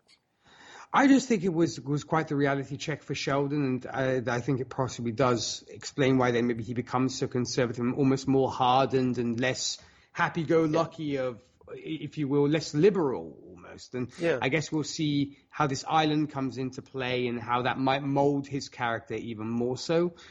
But also it shows, I guess, how almost at odds him and Walter are already to start with. So there's a lot at play, and looking forward to seeing the resolutions of all these threads that are being presented us. Great. So what's your rating for this one? I give this an 8.5 out of 10. 1929 cars. Oh, okay. Very nice. Well, I give it another 8 out of 10. Crashing stock markets. Nice. It was either that or dead superhero coffins. So, either way, not very good. No. I guess I'm a little cynical tonight. I don't know. All right. Okay, so Phantom Zone news. Just really quickly, I just want to mention that Titans, hey, remember that Titan Talk, the Titans podcast that Nick and I do? Which is getting so much love on social media. Right? Yeah, I mean, it's amazing. We've had over, I think we've got close to 1,100 likes now on Facebook, which is amazing to me. So thank you, everybody who's liked and followed us there. But Titans has been cast Vincent Kartheiser as the Scarecrow. Mm-hmm.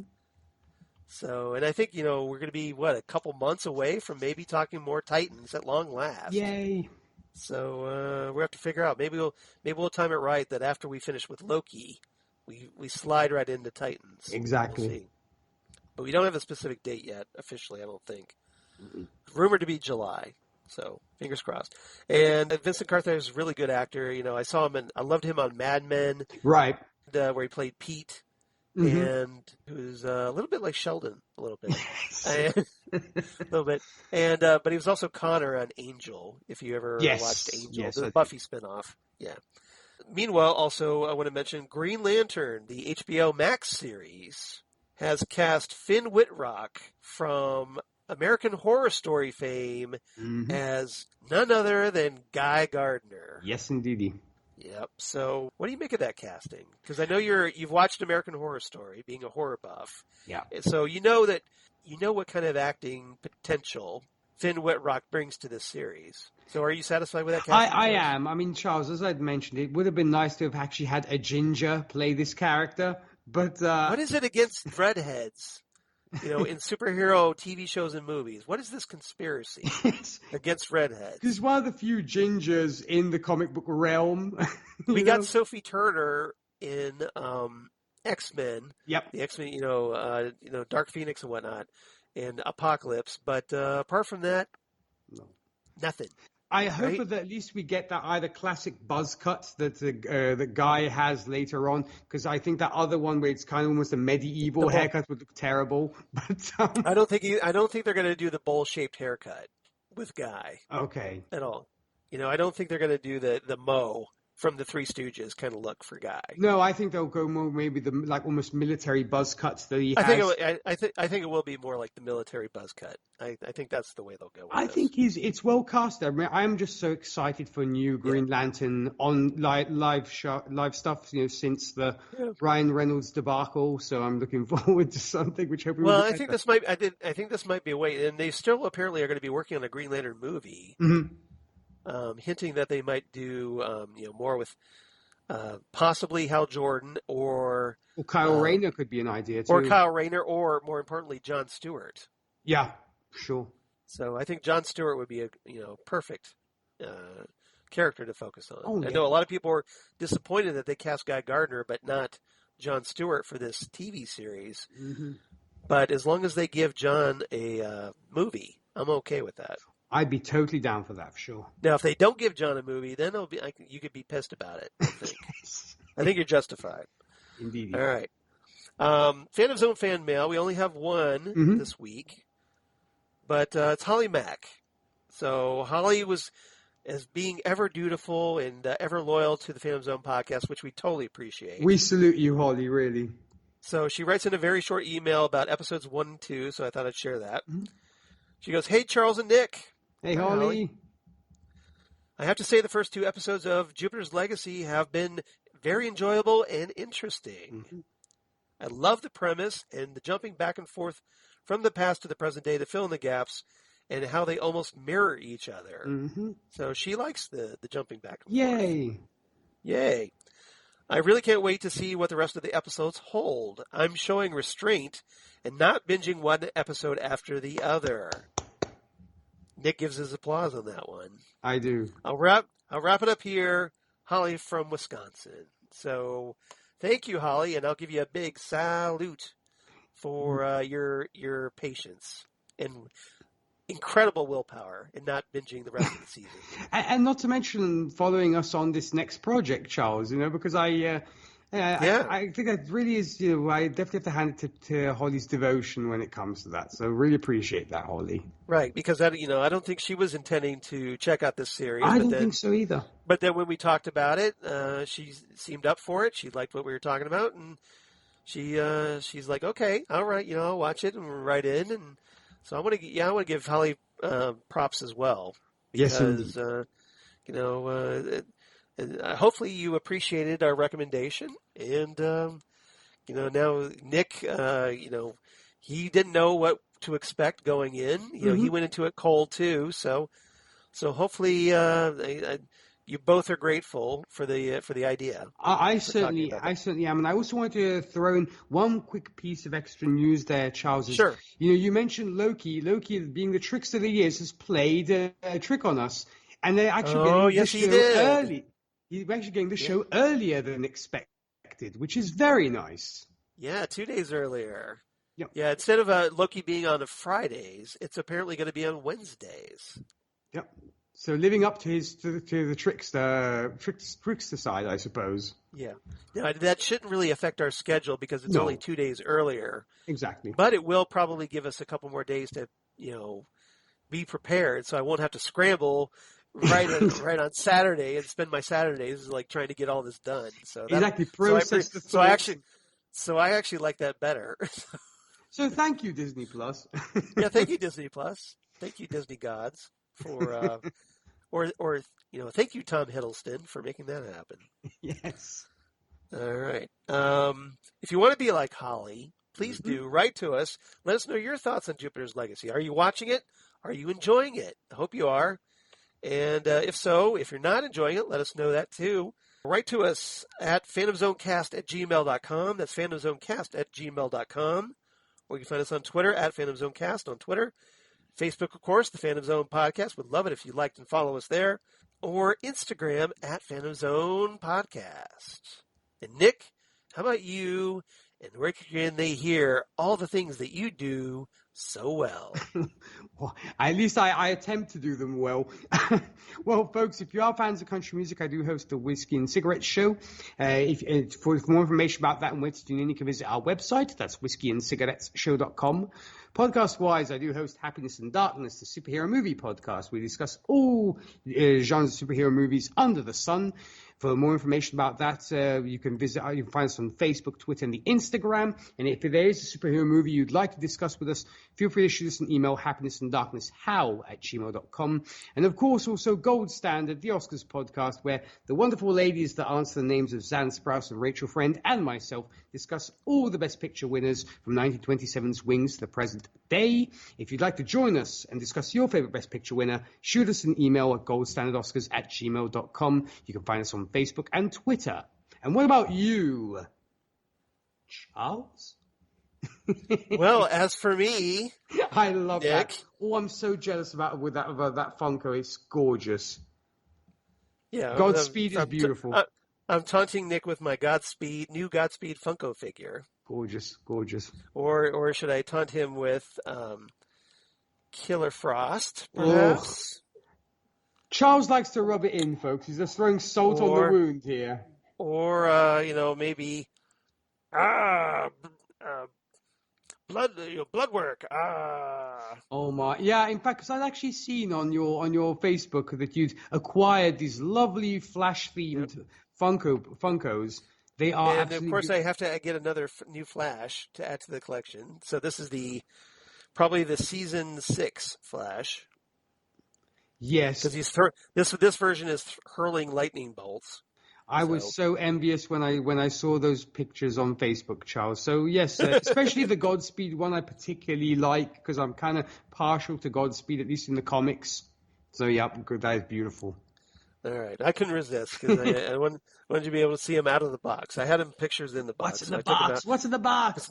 What's in the box? Yeah, exactly. So now I want to watch 7. All right. As for me, of course, at Charles Skaggs on Twitter, at Charles Skaggs on Instagram, Facebook, of course, Charles Skaggs in Hilliard, Ohio, and my blog at Geeky Things. Damn good coffee. And hot.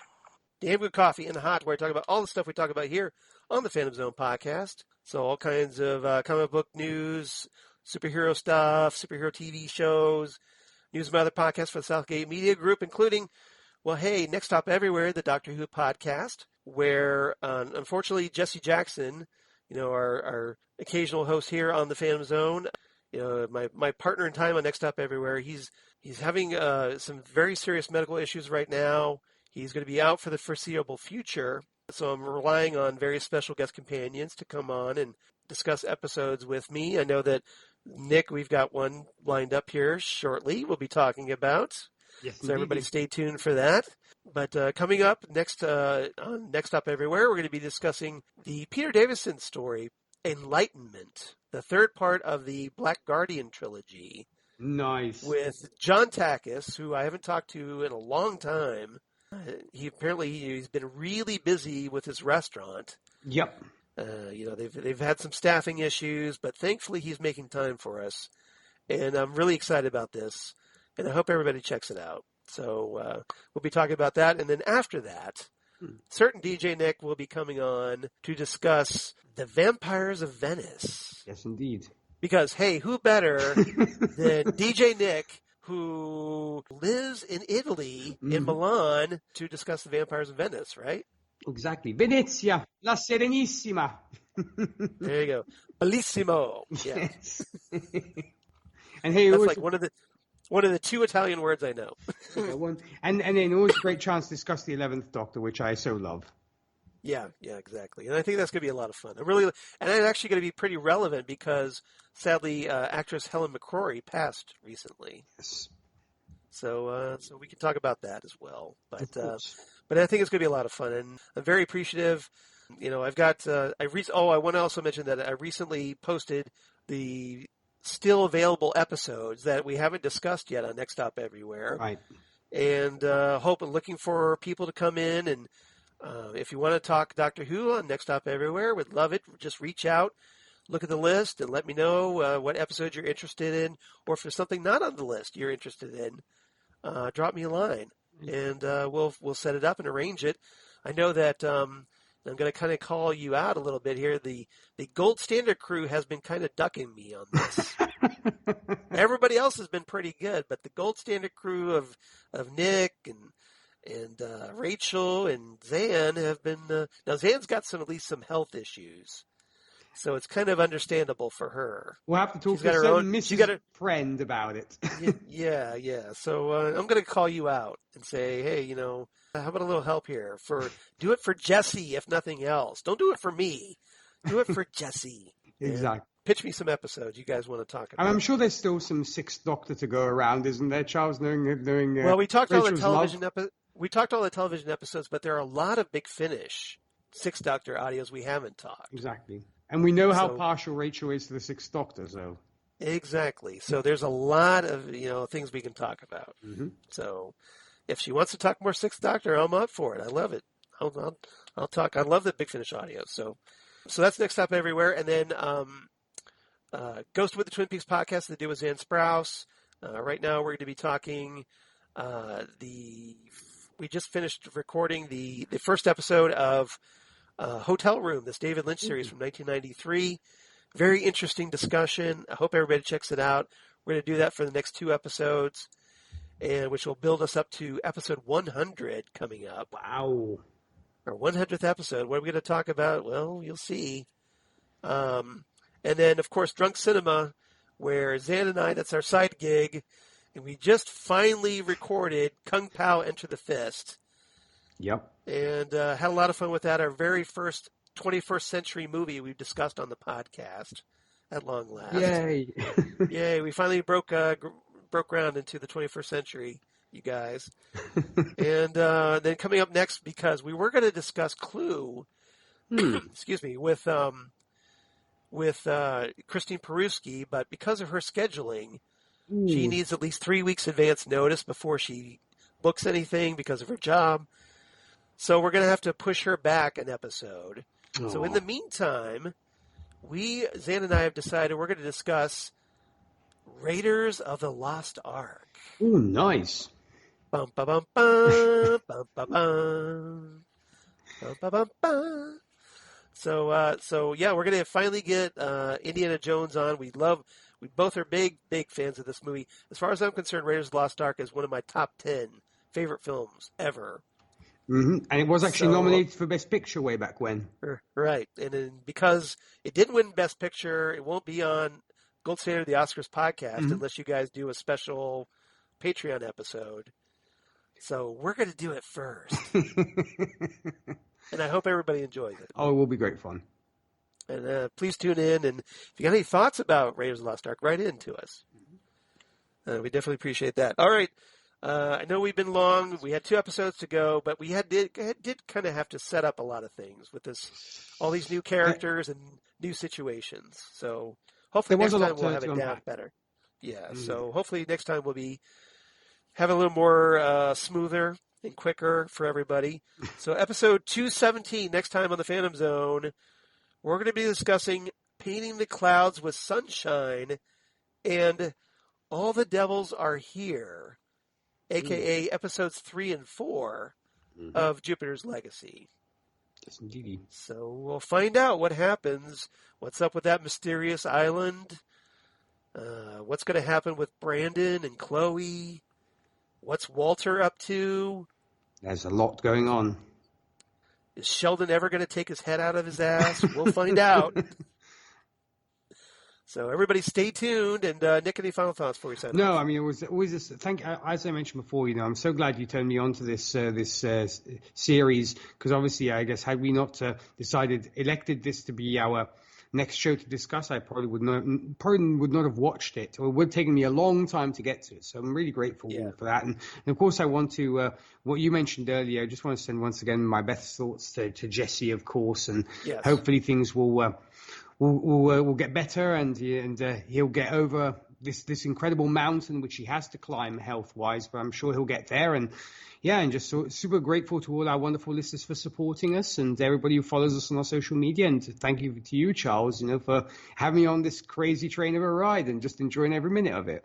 Well, I appreciate that. Even though you take me every episode, you don't have to. It's okay. I get it now. It's just the way it is. For me, it's Thanksgiving every single week. What can I say? You have to be thankful for something. Well, I appreciate your gratitude. That's very appreciative.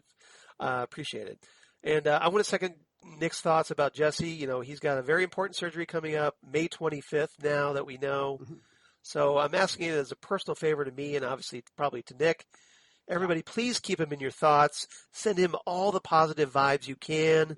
If you're so inclined, reach out to him. You can find him on Twitter at Jesse Jackson DFW on Twitter, or, Facebook, Jesse Jackson in Dallas, Fort Worth. You can message him or just say hi if you want.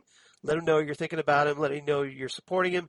You miss him on our podcasts. Mm-hmm. And you hope he pulls through this okay and gets back to podcasting with us as soon as possible. Amen. All right. So thanks, everybody, for listening. I hope you had fun as we talked these first two Jupiter's Legacy episodes. So come on back. Episode 217 next week. Painting the Clouds with Sunshine. All the Devils are here. DJ Nick, yours truly. And we'll see you next time right here on the Phantom Zone podcast.